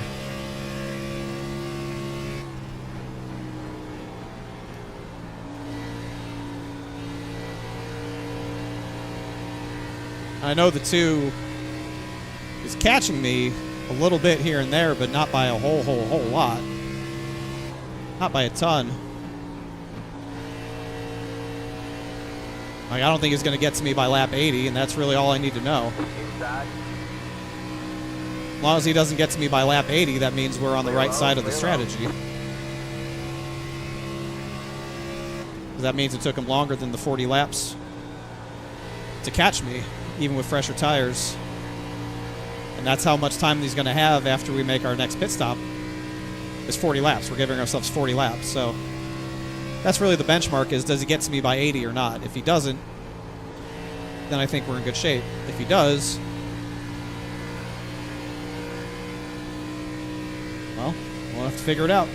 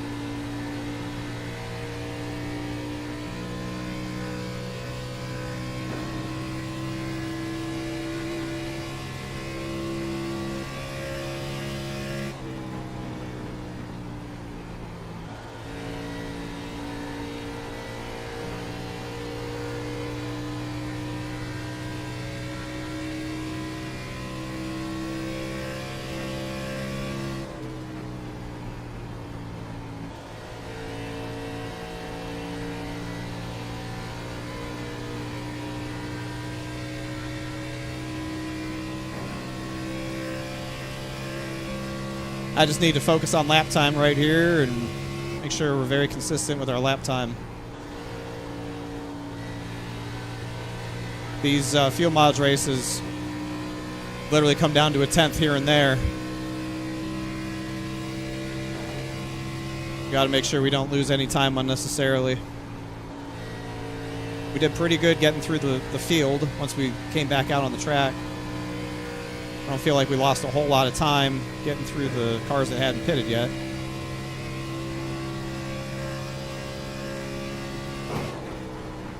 I need to stop hitting the wall.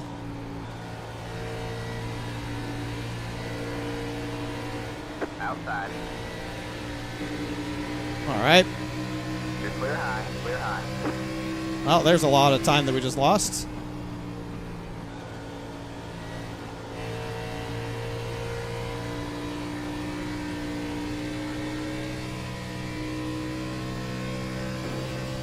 Don't love that.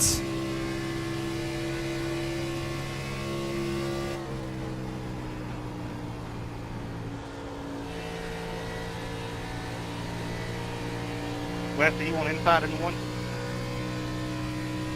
Sure.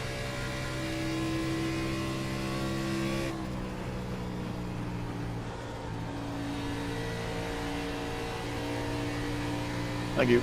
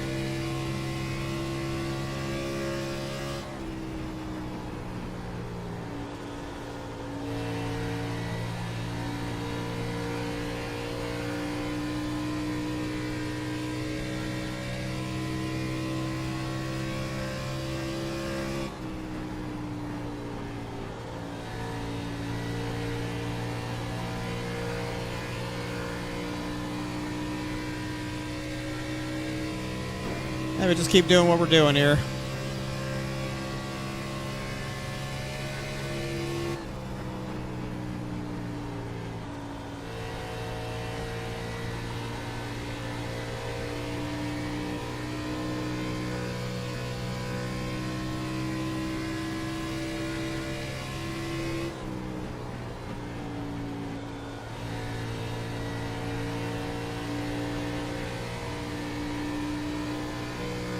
that made my back end light. I bet so.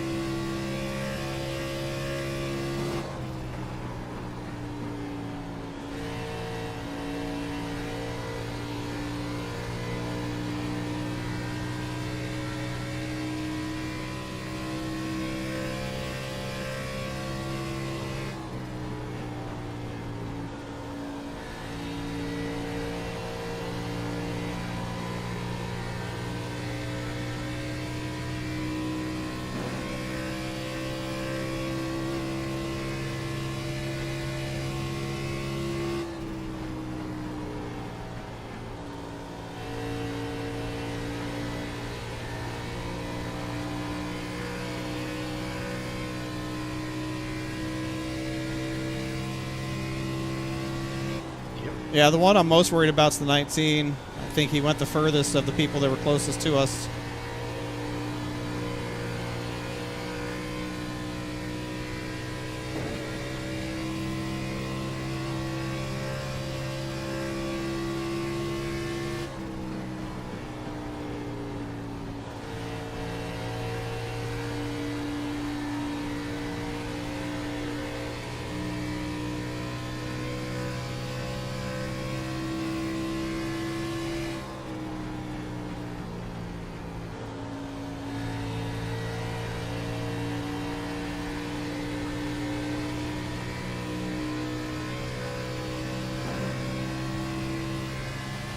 Got one outside.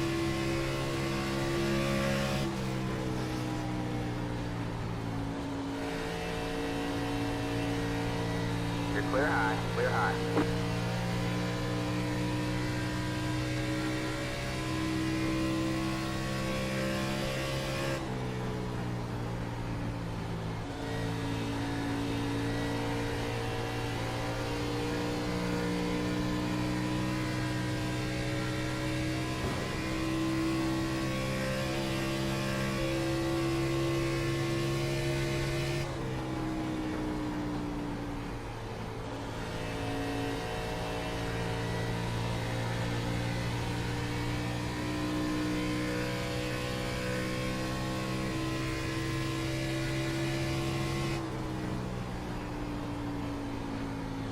How's it looking, Tyler?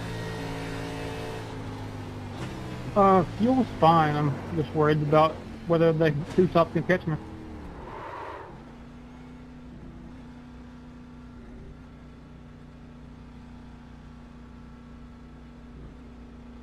Pit box in 10,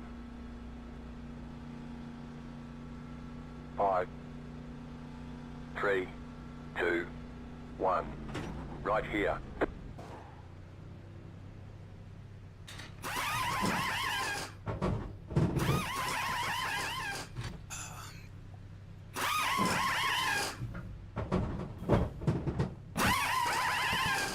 That's it, go.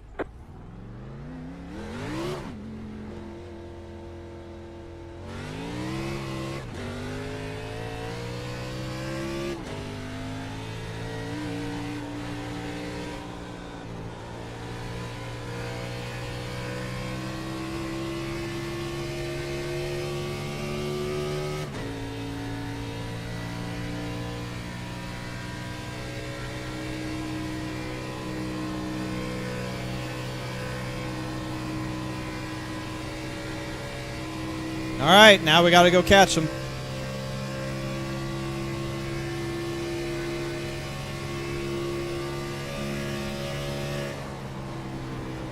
Got one outside. You're clear high, clear high. Outside. 91 center. All clear, all clear.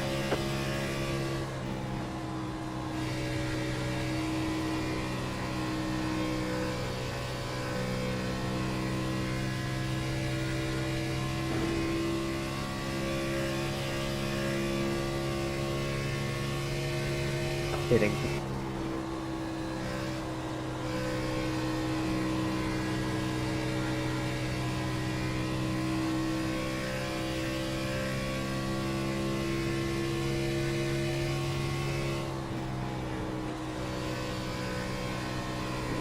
Hitting this time.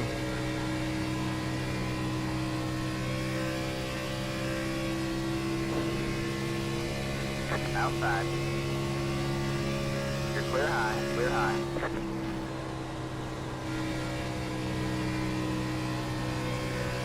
Staying high, Dave. Thank you. 34 this time.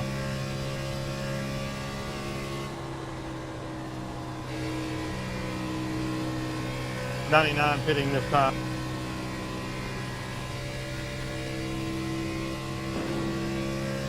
A 14 this time. 16 this time. Oh, Robert.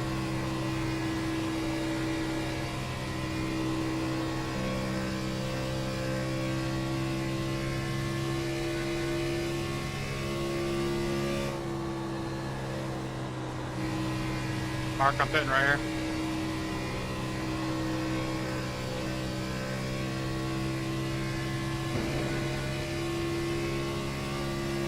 Stay high here for you, Mike. Pitting.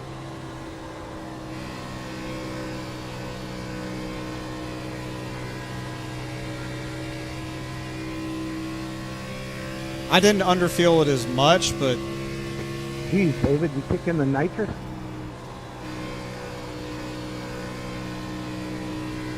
yeah, man, we got people to catch. Ain't gonna do it going slow. Oh, well, let me just pick it up then.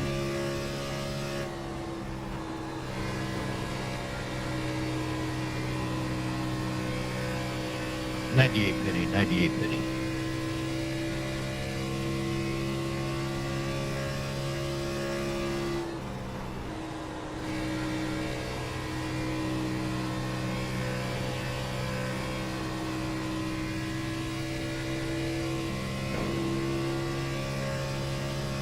Hello, Ma Shildy.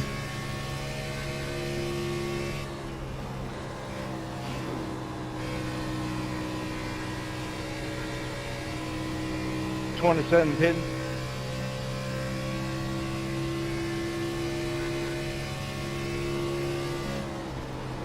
Inside. Clear low, clear low. 1 pitting. 1.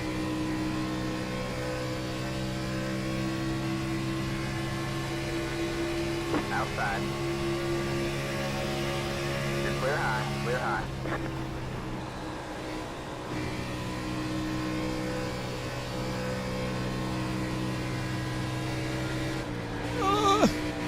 Outside. Sorry, David. He forced me up there. All good. I seen it coming. Clear high.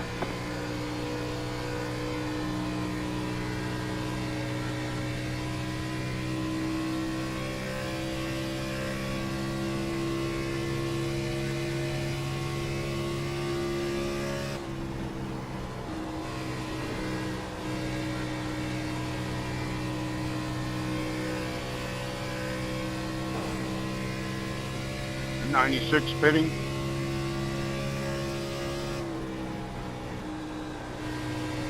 Yeah, I figured Bobby was going to come all the way up with the 80 under him. I really didn't want to lift and just hope that he left me the lane, but that would have been a crash and that would have been the end of it. So, All right, man. oh, Way to go, Carol. Good oh job, my man. God. Sorry, guys. All right, guys. Shit happens. Relax. I knew it was gonna happen. Enough on the radio. Thank you. It's the 80 car. Well, it's like when Joe Hudson stayed out and brought out a caution Great trying run, to pit. everybody.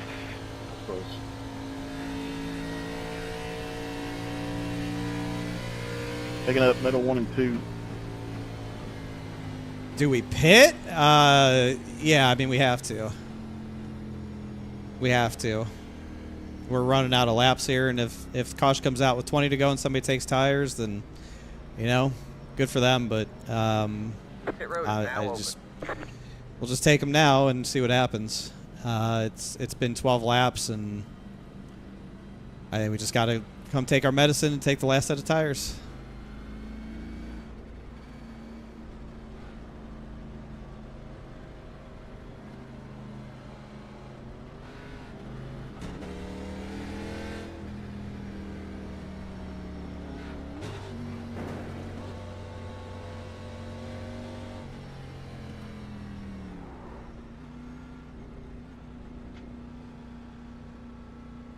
I think if you don't take tires here, you're just a sit and duck, and you're going to get passed by everybody. Pit box in 10, Hey, you're going to be in trouble if you don't take them here. 5, It's the classic 3, situation of like you want to 2, be the first 1. person to make the last Right pit here. stop. You don't want to pit one caution too late and just never be able to get back up there. I'll take the tires in the track position we have. That's it. Go.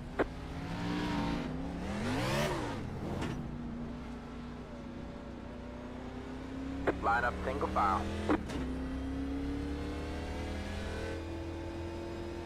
Did the 19 take 2?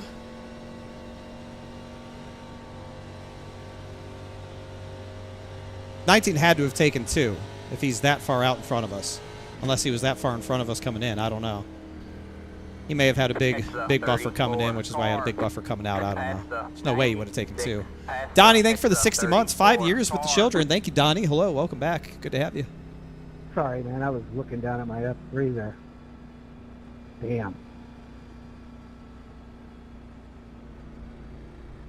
Well, now you just got to send it. We were in really good shape there, obviously. I think we might have had a chance to get the 19. I don't know if we would have or wouldn't have, but I just filled it full of fuel now because it's going to be a shorter run, so we won't have to worry about the car falling apart at the end with right rear tire. Catch the 01 car.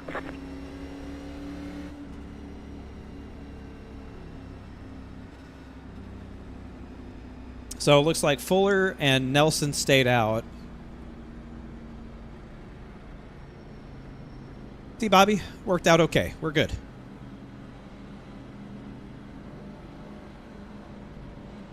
Hey, Bobby, Mom.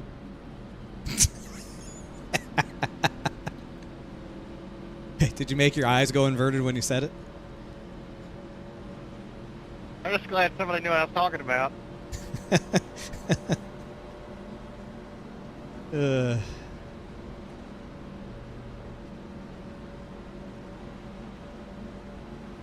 Yeah, that's going to be tricky with that front row. Get ready. Them tires, it's going to be a little bit tricky. We're just going to have to shit and get.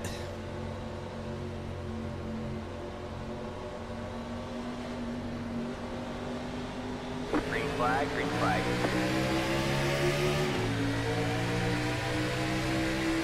Yeah, I didn't know you could do that. Inside, too Oh, wide there. everyone disappeared there for a second. I saw the same thing. Clear low, clear low.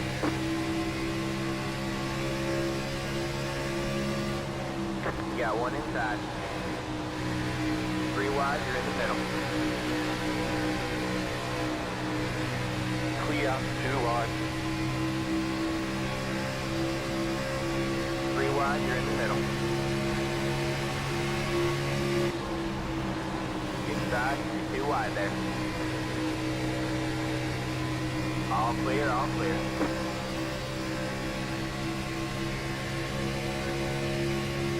Outside.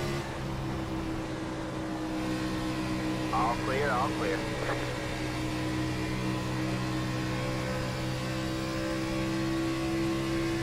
Yeah, we're a little bit Louie there with the full fill. I probably could have left a little bit of fuel out of it, but be okay.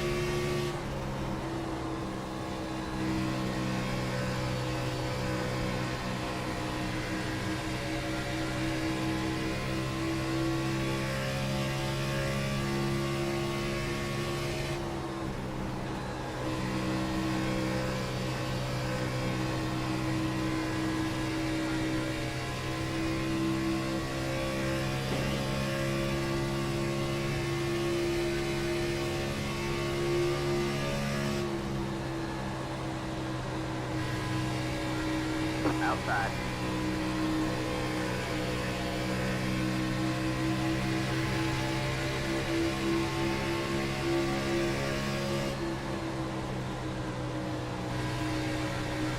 All clear, all clear.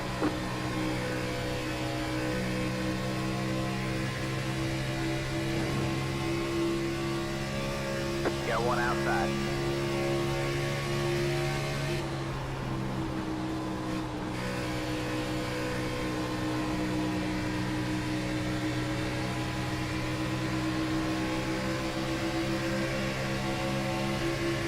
Bobby, you can have the bottom here.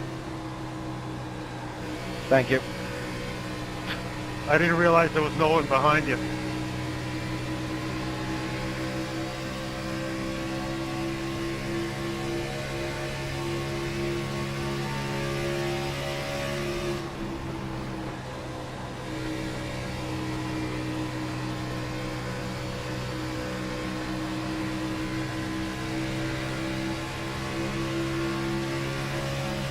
Jeez.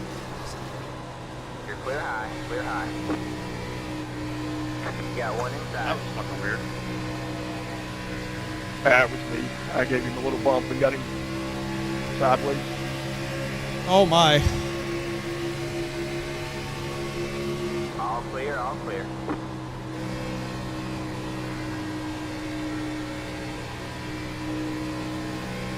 Inside, Yeah, that was terrifying. clear low, clear low.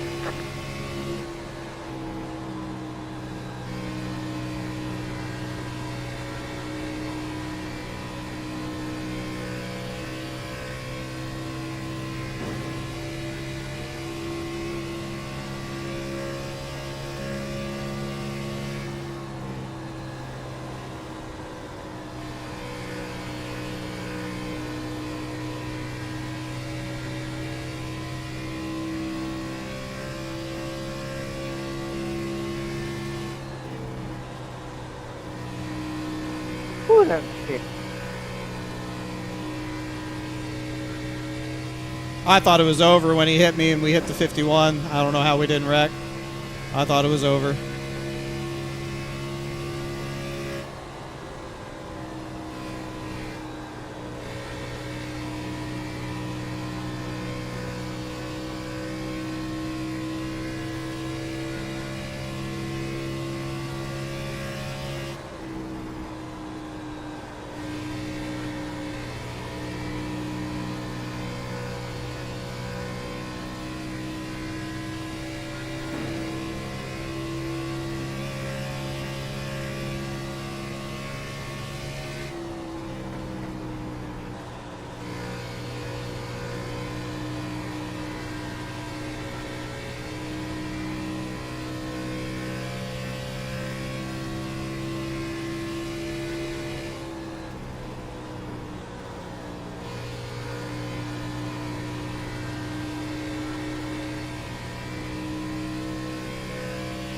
That's exactly what we need, is them two fighting behind us. Now it's over.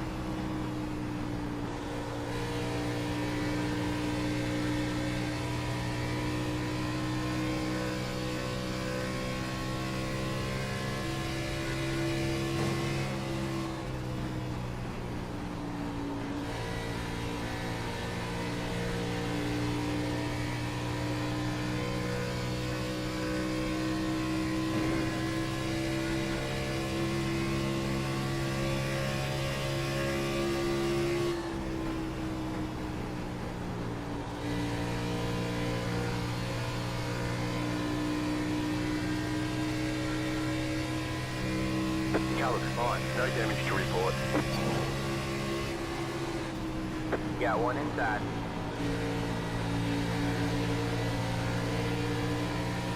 All clear, all clear.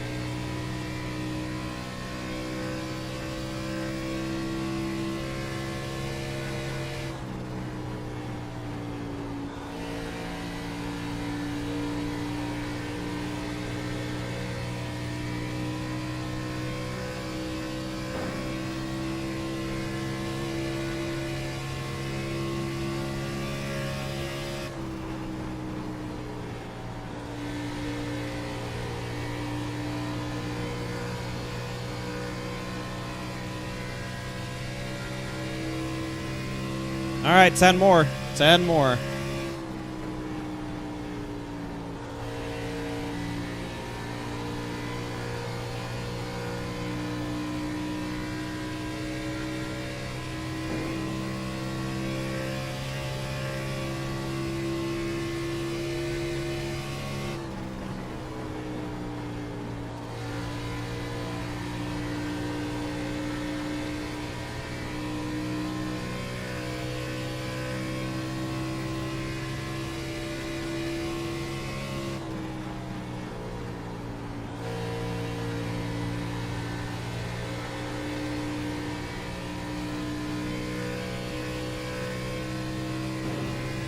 Yeah, I'd say you are. I'd say you are.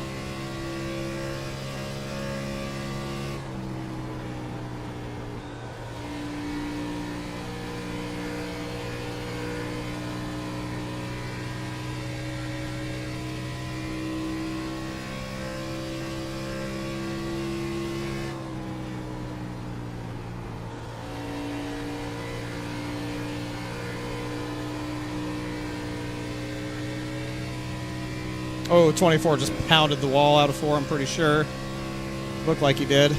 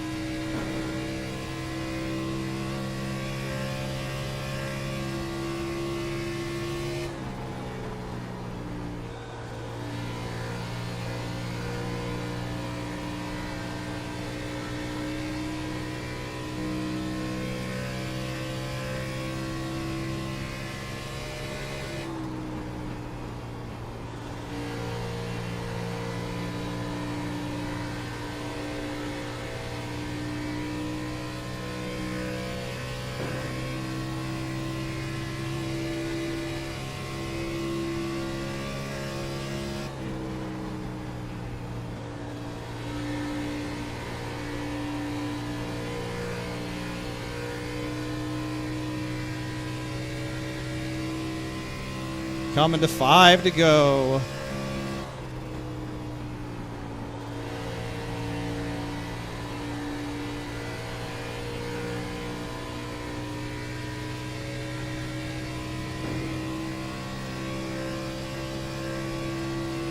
Five to go at the line.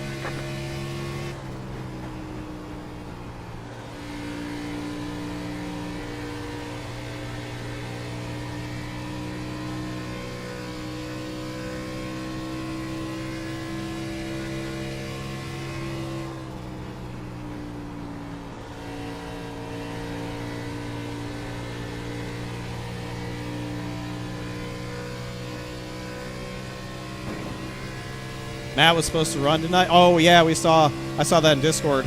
It's crazy. He's sitting there and he's like, yeah, I don't think I can run tonight. Yeah, I'm not gonna run tonight. I'm having emergency surgery. Bro was just telling all that in like Discord during the day. It was crazy. Hope he's doing okay.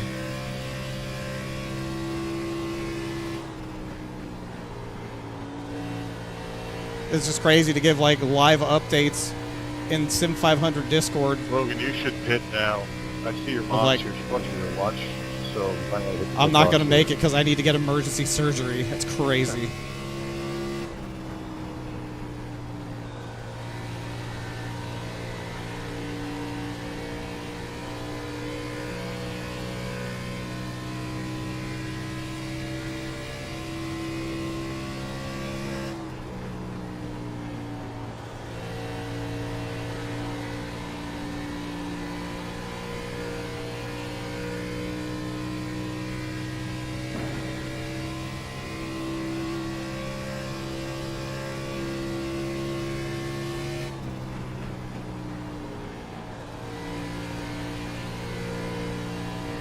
There's ice cream there for you too, buddy.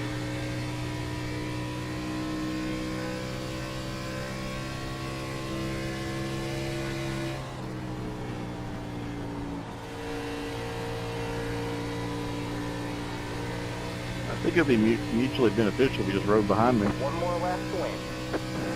Thank God, the white flag. Just running the box.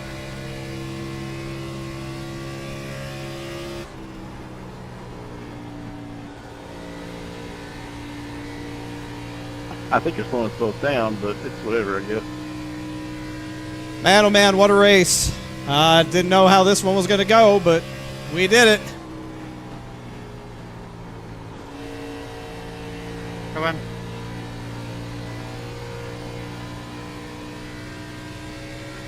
Whew, thank you. Sorry about the backstretch thing. You know what happened there. See, this is what happens when you have the best spotter. Woof. Just thinking about Jason and his dad and his family. It's bigger than all this. Thinking of him, that's what this one's for. You better share that ice cream, Logan. But thank you.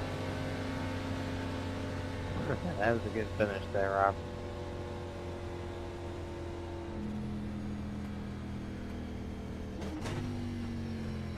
Sorry, Joey, coming off a 2 on the last lap, I got almost completely sideways. The race is over. Oh, no, man, you were good. That was kind of unfortunate. We had to race the lap cars. We didn't get a chance to race ourselves. Great racing. He was just running the bottom. What happens when you race with the lucky dogs? I don't want to hear you guys. Well, don't cry when we do it back. Well,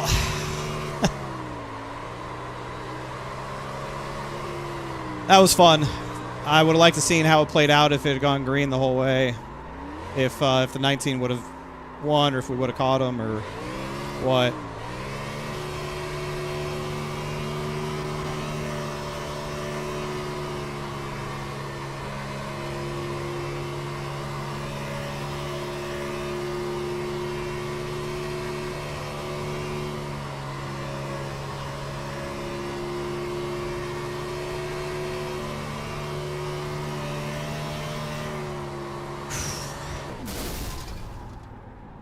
There you go. Blew it up. I would have loved to seen if I caught you, Tyler. That would have been fun to see how that played out. Yeah, second time this year. I didn't get to see if that happened.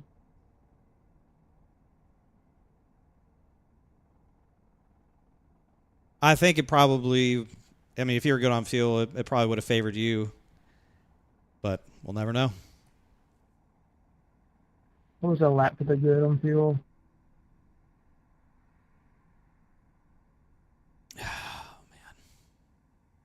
That's another win. That was a really fun race. That was a lot more fun than I thought it was going to be. That actually was a lot of fun. I loved the way it drove. I thought it was great. Yeah. Happy with all of it. But obviously, just thinking of Jason and his family tonight. You know, win's great and all that, but doesn't really mean a lot when you think about the bigger picture and what folks are dealing with in their lives. And you know, I've never met the man. We've never met him, but we've spent a lot of time with him over the last year and a half. And you got to think about what they're going through. And I don't know if it's corny to dedicate a sim racing win to a person or whatever, but like, I'm just, you know, I think we're all thinking of him, and it's nice to celebrate a win, and all that is great, but obviously our minds and hearts are elsewhere. So it's really all about I have to say about that. I do want to go back and look at that.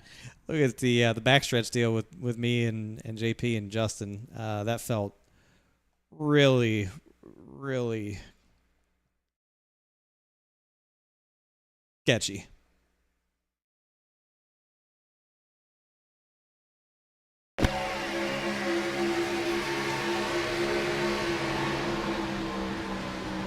Hey, Chad, I see your point about racing lucky dogs.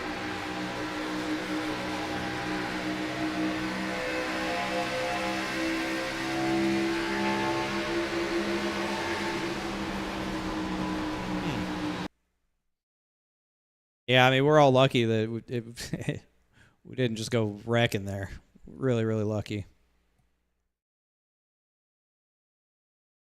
I know the wind is a little bit different in these cars, like the aero and all that. The aero effect is a lot different in these cars, especially when you get close to people. So we already had some pretty turbulent air, and then the 34 comes up, and it looked like the 51 was coming down just a little bit because of air pulling him towards me, and the 34 hit me at the perfect time to like shove me, I think, into him.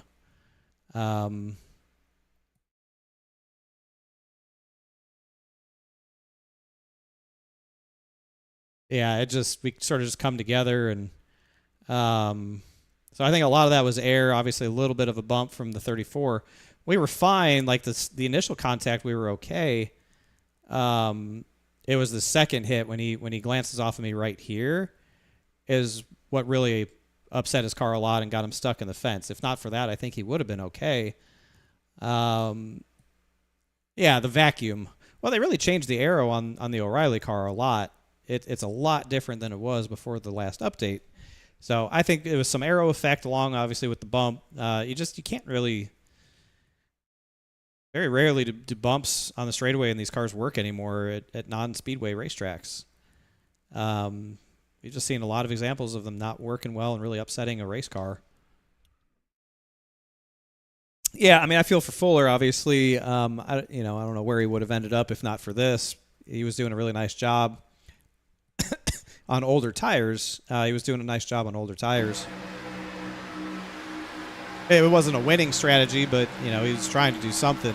I think if not for this, we clear him into 3 anyways.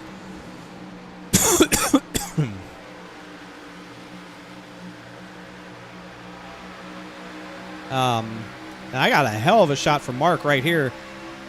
I was bracing for impact down the back straightaway. He gave me a hell of a hit. He got a great run off the corner. I didn't have a very good 1 and 2. I was kind of sideways. I thought for sure I was gonna go flying. He must have hit me pixel perfect to just shoot my car forward instead of hit me sideways like when the 34 bumped me. He was coming a lot faster too, a lot higher rate of speed. But I mean, this was like, I didn't even feel it. My car didn't even move. I just shot forward. It was like the perfect bump, which is so crazy. It's so crazy that like the last lap down the back straightaway, the 34 barely bumps me and we all almost die. Then the next time down, the 88 just hits the hell out of me and I don't even feel it. And we just shoot forward. And that was really the difference, is we just had the clean air at that point. See the last run to the lead, how sideways that car was. It was very sideways. It was very sideways, especially early, like on the restart. It was very sideways, very early on the run. We can go back to the restart, but it was very, very sideways because I filled it up with fuel. It was very sideways. Well, Justin blinked on the restart, which I think fucked everybody up. Like, we were waiting to see him go, and then he blinks.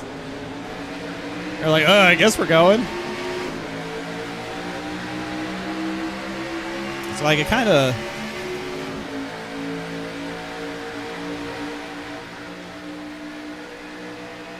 It kind of jumbled up the running order a lot. Right here, I was dead-ass sideways Alpha 2. I mean, I was looking at the infield off 2. I was giving it the beans, man, because I was trying to get to the outside of this guy, Nathan Big Art. I was trying to get to his outside, but he was holding pretty good. I just didn't know how good Nelson was going to go. He did fine. And there's just no grip where I was running. Like, I was running in a terrible lane. You either need to be where Mark is, above the seam, or down here on this seam. There's no grip. You see how dark it is here and here, but how light it is here. There's just no grip here. No grip. So that's why I about wrecked it. Tati, thank you. Pleasure as always. Thanks for being here. Another win in the books for you. I told you at the start of the stream, just start printing the T-shirts and making the trophy. Appreciate you. Safe travels for your job. Yeah, we were dead sideways out of 2 here. I mean, I was fighting it, but I didn't lift. I did not lift. Because I ain't a bitch. I'm a man.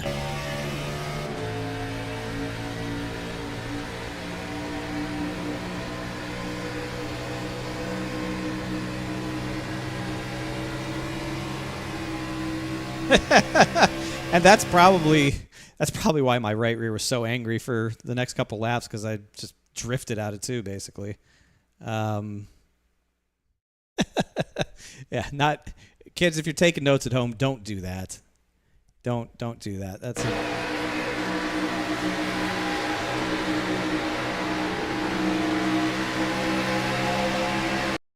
Yeah, if you're taking notes at home, don't do that. It's not the best way to do it.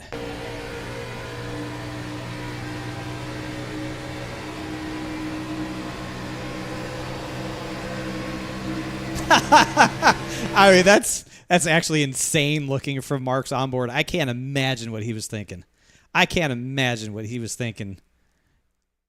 He was surely licking his lips like, oh, here we go. Schildhaus is about to pound the wall. I'm going to pass his ass. I'm going to beat him twice in 1 week. He was probably getting all stiff downstairs. Little Jorg was about to stand up and say hello.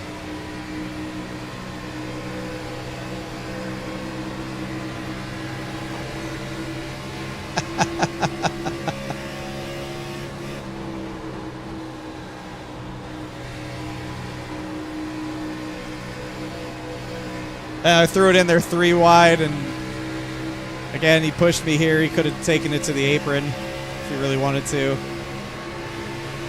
Miles was coming like a bat out of hell.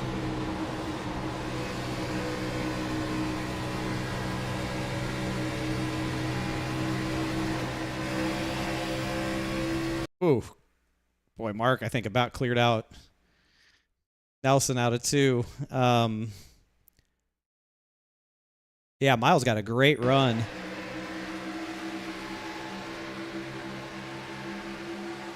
Get your flag up over Fort Balls. That's good. I drove it in as deep as I could into 1 right there to make sure the 24 did not pass me. Ooh, I think Mark and Nelson may have touched. I think they may have touched.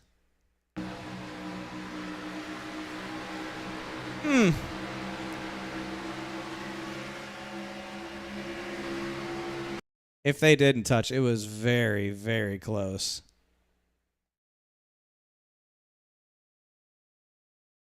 Oh, I think they did touch just a bit, just a hair.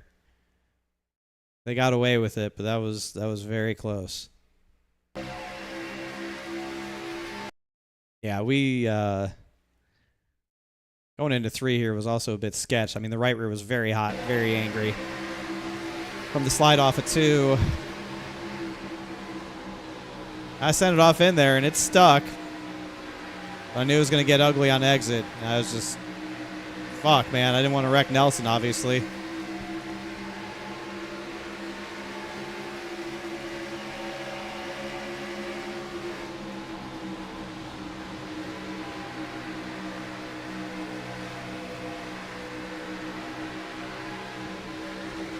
I got a great run out of 2 right there.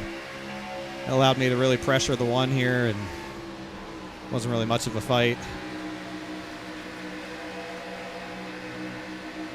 From there, it was pretty much just go get him. I mean, I'm glad I ran 12-1. I don't think I could have caught that on 14-1. I think 12-1 is what's bailed us out right there.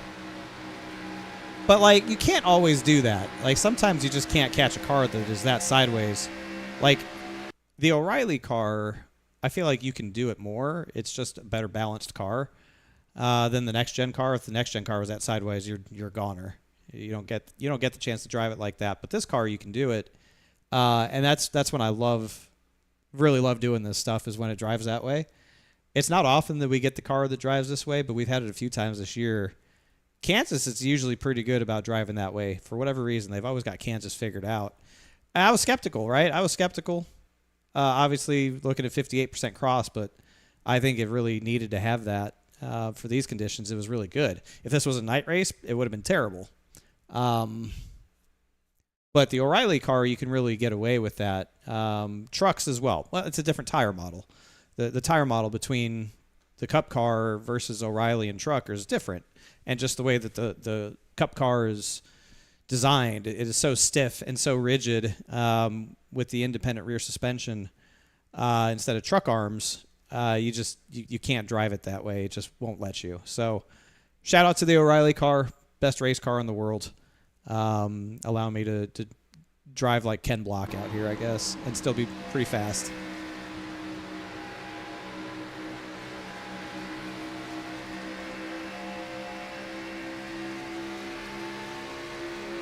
Like that's what you got to do.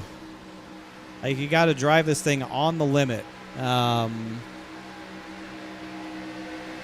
have to be able to drive on the limit to do these sort of big pushes through the field. Especially in SIM500, man. There's so many good guys here. You see how close a lot of us are. Especially, oh man, I got really loose right there. That was a big moment. I don't even remember that one.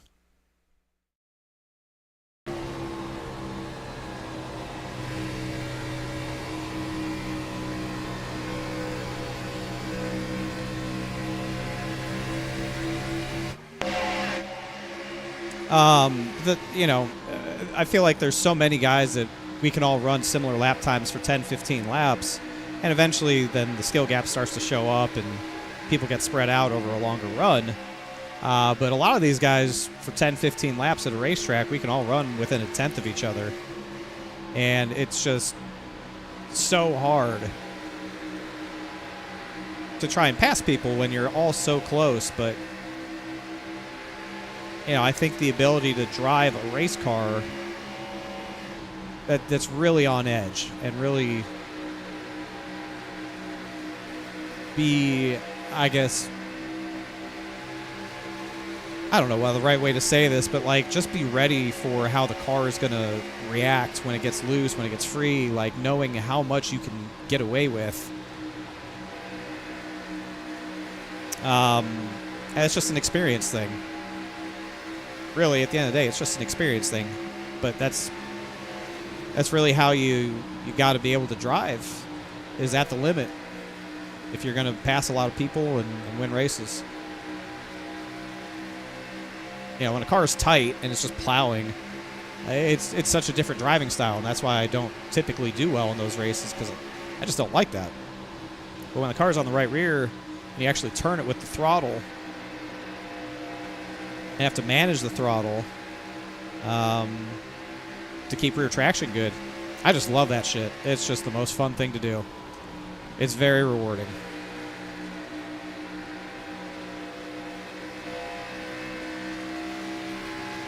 Mark had one really good look at us. He had a real good look at us one time in 3. I feel like these cars, you have to drive on the edge of chaos. Yeah, I mean, if the setup is not plowing balls tight, if it's plowing balls tight, you can't drive on the edge at all. You have to drive way under the edge to make the right front last.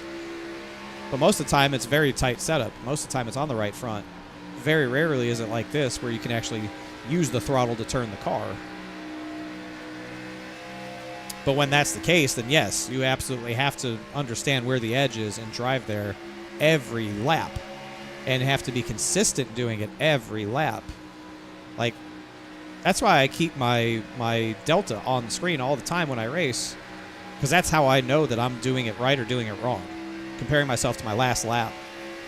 Obviously, I've got mirrors to see how other people are doing it, but that real-time delta is so helpful. It's such good information for me to be able to be consistent, run consistent lap times, because you guys have seen it. Consistent lap times is what beats people. Being able to being fast is one thing, but being consistently fast and minimizing your fall off lap after lap is how you beat people and win races. Boy, Mark really almost threw it away right there. He got tight. Don't suck is what I'm saying. No, I'm not saying don't suck. I mean, not sucking. I've sucked plenty. Oh boy, that was good racing right there. I've sucked plenty. You guys have watched me suck more than I've been good. And I would say that there's a lot of people out there that are way better than me at this stuff. But that's why I love racing here. I feel like I have found at SIM500 like the perfect level of competition. Yes, we win a lot of races, but we lose a lot of races too to really good people. I feel like this is the perfect level of competition for me to be racing against. I mean, he knows that he's not really in a position to make the chase with only 2 races left, being 40 points out. Like, boy, he really backed the corner up there. About got ran over by JP. I think he knew that he wasn't going to make it, and I know that he's not going to do nothing dumb. I know he would have loved to have won the race, but it wasn't going to be easy. Does Boomer Streamer remember how to do raids? I can do it, yeah. Oh, is Cozy doing the Rockingham 508? Have to learn how to make the tires last longer. That's it. I mean, again, most time in officials, the setup's going to be tight. You're going to be eating up the right front. So it's about steering ratio. This was when he got into 3 really good. But just it's too hard to hold it down there. He was doing a really good job getting into 3 all night. I was overdriving 3, I think. But steering ratio, brake bias, those are really the biggest things that you can do in officials for fixed racing. Obviously, the Cup car, you got master cylinders and things like that, but it's all the same at the end of the day if you get the brake bias right. You know, how much force feedback you run. Those little things matter, but clean air always helps. Like, clean air always helps.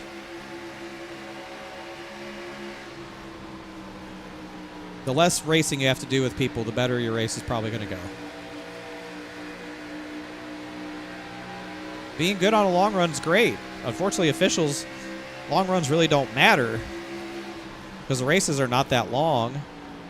And then you can try and save and let people go, and then the caution comes out, and you just gave up spots for nothing, and you'll never get them back. Like, that's the problem with officials. The race length doesn't really reward long-term ability to save tires. All right, I guess we need to look at the one caution. We do need to look at the one caution in this race to see what Gerald did.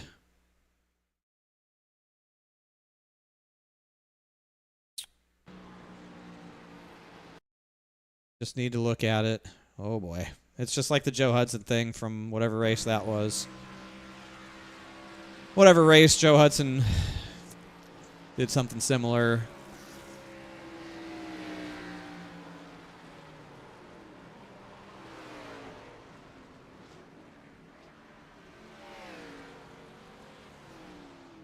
He hit that downshift very early.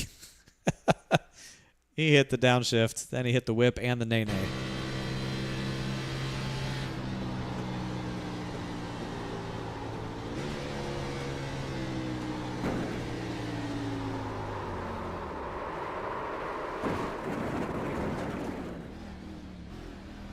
Now, that shouldn't have been a caution. I mean, that's a pretty weak caution to throw. But again, if you're watching at home, kids, don't do this. Pit from the racetrack. It's the same thing that happened to Joe Hudson, whatever race that was a few weeks ago or whatever it was. Do not do this. Pit from the racetrack. Stay in the bottom lane. Okay? Pit from the racetrack. Because it is slick and greasy. Your tires are bad. There's no banking there. Pit from the racetrack. Don't Quinn Half it from the middle lane, but just run the bottom. Slow down. And don't downshift too early. Downshift later. In the O'Reilly car, you have to downshift later. The O'Reilly car does not like high rev deceleration. Does not like it. Cup car loves high rev deceleration. The engine braking helps slow the car down. But in the truck, in the O'Reilly car, you do not want to do engine braking. You do not want high rev downshifts and slowing. You just don't want to do it.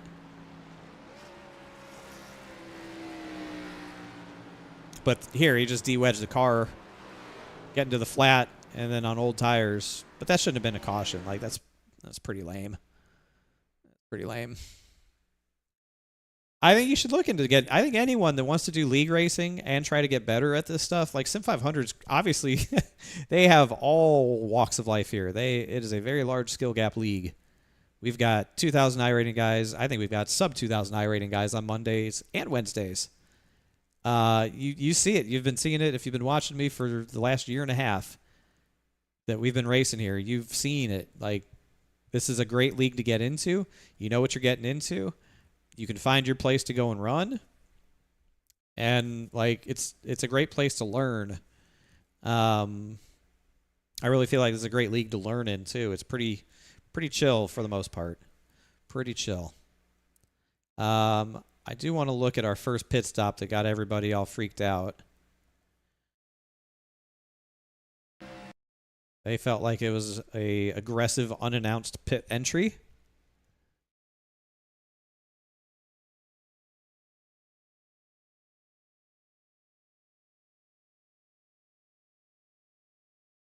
Now, I'm not going to say anything. Why would I tell the competition that I'm pitting here?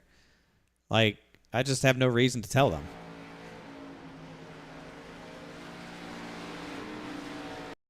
I'm as low as I can be, but I'm going to pit from the racetrack. That is my right to pit from the racetrack. I'm as low as I can be. I'm hitting the apron with my left side tires.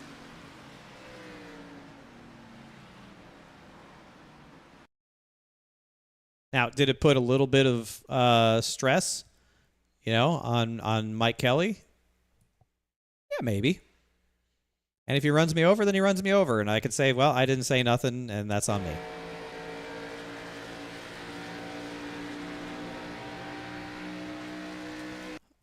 I don't think it was that egregious. Now, could I have said something? Sure, I could have said something. But again, I'm not here to reveal my strategy. Could I have said down the backstretch I'm pitting? Sure. Would that have changed anything? Probably not.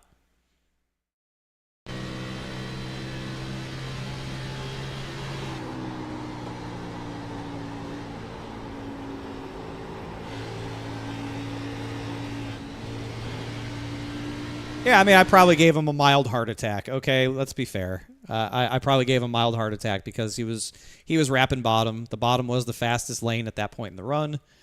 He was wrapping bottom. All of a sudden, I slow up right there. And, yeah, it's probably right here. It's still a little premature, I think, to start unwinding the wheel and letting the car track out. So, I mean, I think you see a quick boom right there to the right, but he's still turning left. Probably a throttle trace probably shows that he maybe stabbed the brake or lifted real quick. But, speed-wise, 151, 152, 153, little to the right, 153. He never lost speed. So let's just clear that up right there. He never lost speed. Now, did he accelerate to 100% potential? No, probably not.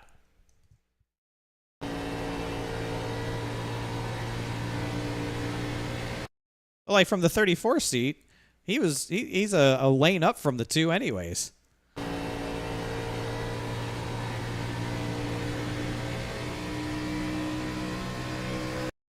I don't think it was that egregious, if I'm being honest with you. I don't think it was that egregious. Speaking of good competition, that's what I like about your streams. I always feel like I'm learning racecraft and strategy. You're good. That's the whole point, man. That's why I sit here and talk so much. Like, I could just as easily not stream, sit here in silence, in the dark, and run all these races and, whatever. I just enjoy sharing the experience with people that want to watch because I've been doing this shit for so long. Like, I've always been trying to teach people. The people who've been watching me for years and years and years, the OG children, know I've always been about teaching or trying to teach people how to get better at this stuff. And not that I'm the greatest in the world by any stretch of the imagination. I'm not. You know that. But I feel like I've done it for so long, and I've seen so many high levels of competition, whether it's here Road to Pro eNASCAR stuff that we've done, or anywhere else that we've raced, or even officials, NIS, all that stuff. Like, I just feel like I have a lot of information that I could share with people. And yeah, the game changes year over year, but some stuff stays the same. And if I can help people learn as they're trying to get up to speed, I've always liked the ability to share my knowledge with people, because I just feel like it's a terrible waste. Like, if I've been doing this for over 20 years and I have all this knowledge and experience and I don't share it with anybody, that just feels like a terrible waste to me. It really does. It just feels like a terrible waste. And I try not to waste much, but wasting knowledge about something I know a lot about and people are passionate about, like, it seems, I don't know, it just seems like a great thing to be able to do for people.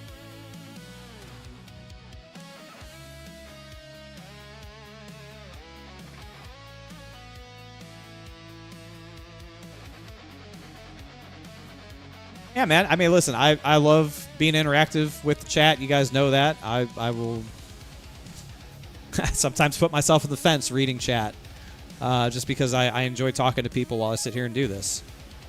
Karen, thank you for the follow, by the way. Karan, Karen 007, thanks for the follow on Kick, a new Kickster. Hell yeah, we got a new follower on Kick tonight. Let's go. I didn't know if Kick was even working tonight, but apparently it is, so hell yeah, dude. Is this fixed setup? Yes, it is fixed setup. It is. Yeah, man, I mean, listen. I enjoy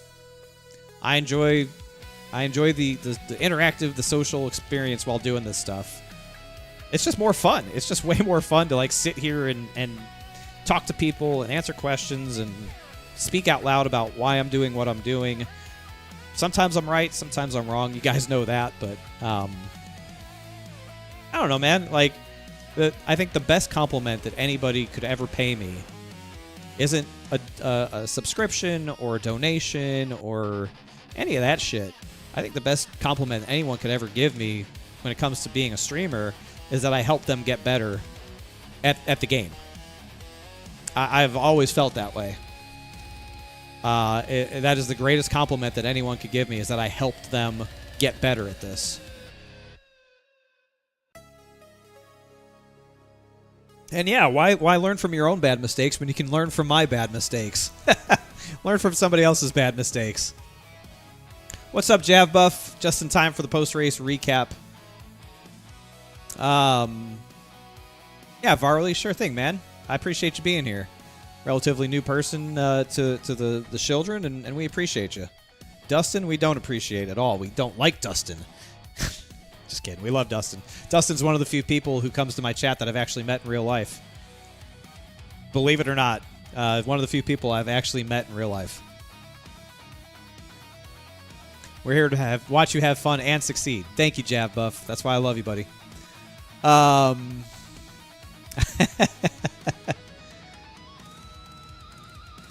No, you're good, Jav. You're good. You're good. It was a one caution race. We ended up getting the win.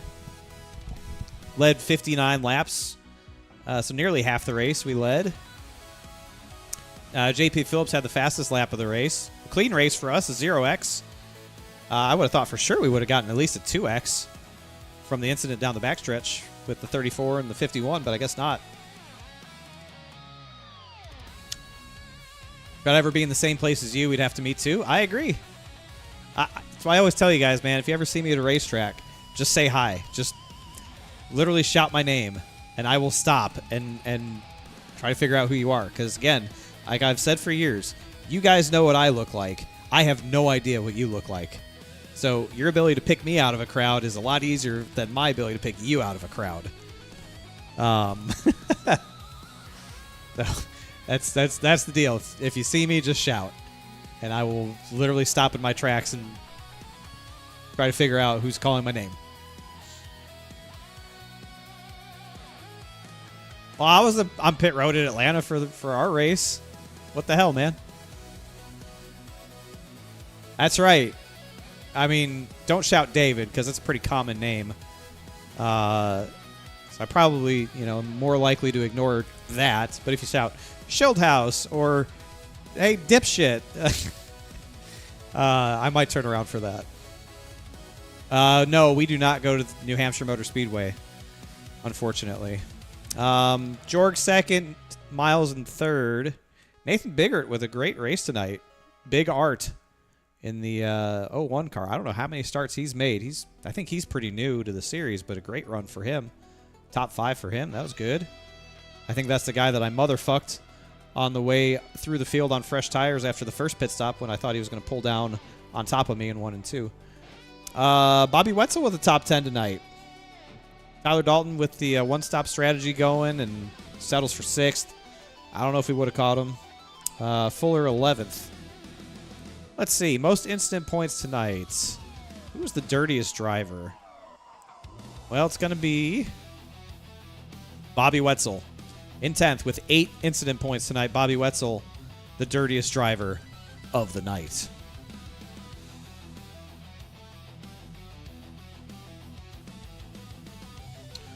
And now we'll look at the point standings with 1 race left in the regular season next week. Talladega, the regular season finale. What does the point situation look like? It's probably spicy because we had some drama tonight. We had some drama. Our points lead's now 93 over Mike Kelly after our 7th win of the season. The points are tight. It is 8 points between Kogar and EJ at the cut line. Bentley Glazer had an early DNF. He's 16 points below the cut line. Macklin, an early DNF, 23 below. Jorg, 27 below. I don't know about that. Chad Coleman isn't locked, but plus 20 is... You feel pretty confident at plus 20, even though it is Talladega. Like, you can lose 20 points if you're not careful, but that's not bad, depending on how many cars show up. Obviously, car count will go a long way, but I really do think that it's likely between Kogar and EJ. If 16 points is a lot, unless it's like a 45 car field. I don't know, man. It's just hard to say that you're going to get it all back. I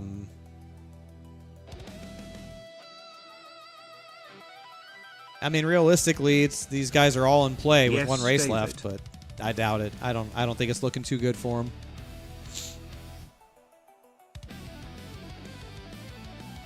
Oh, Bobby and Mike tied at 8. Oops, my apologies. Yeah, I mean, you could have a huge field for Talladega, or not, because it's the last race of the regular season. Guys that don't have a shot don't show up. Like, you never know. But that's the deal in points, man. It's close. Kogar or EJ, the two main guys. You know, Macklin and Glazer with early finishes to their race tonight. Not good. Well, I tell you, it's crazy. Mike Kelly's had a great season. Right? Statistically, he's had the second best season so far. But he has no wins. But 15 top 10s. That's what does it. You know, he's got 39 points on Tommy Ryan. Dude hasn't won a race all year. He's got 10 top 5s, 15 top 10s. Mike Kelly's been outstanding, but he just hasn't been able to win a race. I have no polls. As somebody pointed out earlier, when Joey was saying his pre-race speech about nice to see somebody else win the poll, I literally don't have a poll this year. Why did he name me? I haven't won a poll all season.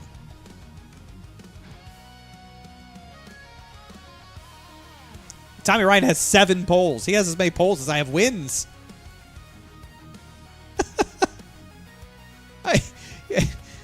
1, 2, 3, 4, 5, 6. You got 7 different poll winners in 19 races. 7 different people have won poll in 19 races.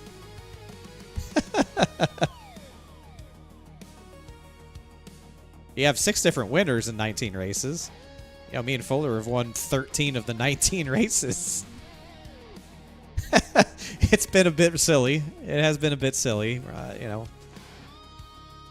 not lost on me how that looks. Incident Point Championship, Bobby Wetzel is just running away with it at this point. After tonight's performance, Bobby Wetzel by 21 points over the second place tie between Nelson and Joey for the dirtiest driver of the year. Come on, Bobby. Qualifying is overrated. Qualifying is overrated, I agree. I mean, let's just look. Let's just look. Let's just look at the... Let's see. We need to go to SIM500 and the 2026 Transervice GN Series. Okay, my average starting spot is 9.8. Okay, I average a 10th place start, and I average a 5th place finish. Like, come on, man. You don't get any bonus points for winning the pole. None. You get no bonus points for winning a pole.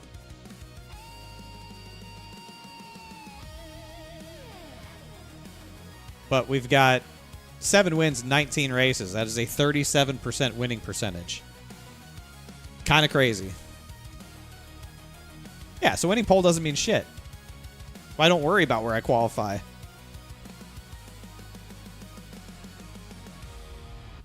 I have an average finishing spot of 3rd on speedways. A little bit silly. My SIM500 career, it's always just sort of fun to look at this. That was, I guess that was my 31st win in SIM500 in 117 starts. I have a career winning percentage of 26%.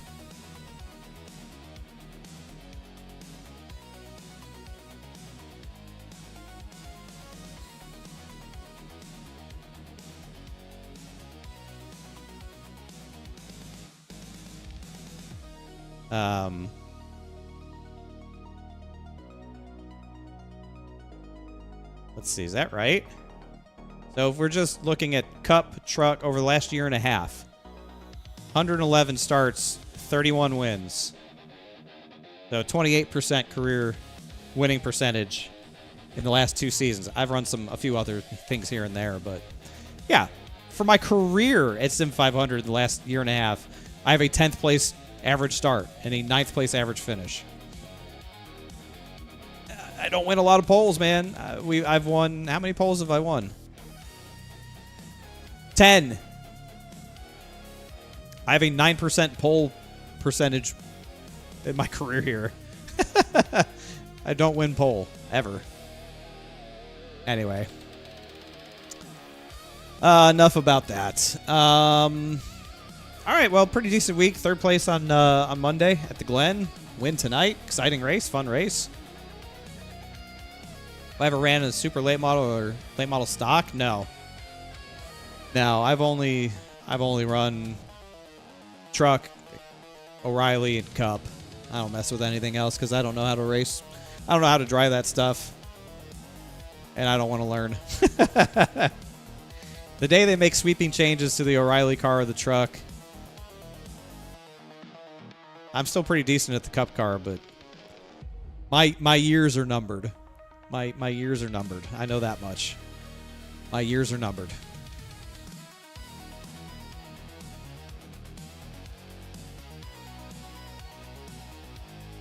All right. Well, listen, fun week. Appreciate y'all being here. Enjoy the whatever the racing looks like at Dover this week with a track-wide application of PJ1. Absolutely asinine. But we'll be back next week for the Cup Series race at Charlotte on Monday night at 7:30. We're not doing Dover. We are going to run Charlotte on Monday night, 7:30, 160 laps for the Cup Series. And then next Wednesday, we wrap up the regular season for the Grand National Series at Talladega. So Charlotte, Talladega next week. Should be a good week. Yes, they should have used PB1. I agree. And then we're off for Memorial Day. Yes, that's correct. We are off the Monday after that for Memorial Day. That is correct. So Charlotte Monday, Talladega Wednesday next week, and then we're off. After Memorial Day, we're off. And then we kick off the chase. And we kick off the chase for this series. The chase for the Grand National Series, it's a good question. That starts on June 3rd. So yeah, so we're off that whole week. So double stream next week, no streams the week after that, or no races the week after that. And then the chase kicks off June 3rd. 3 races, Charlotte, Iowa, Homestead, crown a champion. Yep. No idea about the playoffs or the chase or how any of that shit works. I think everyone starts with the same amount of points. I really do. I think everyone just starts with the same amount of points. It's probably how they're going to do it, which is fine. I'm okay with that. Okie dokie. I'm going to get out of here and call it a night. Appreciate y'all very much. Thanks for hanging out. Really fun stream. Appreciate all the support. Glad we could deliver a win. Again, thinking about Jason and his whole family tonight. And we'll see you guys on Monday. Enjoy Dover weekend. Have a great weekend yourselves.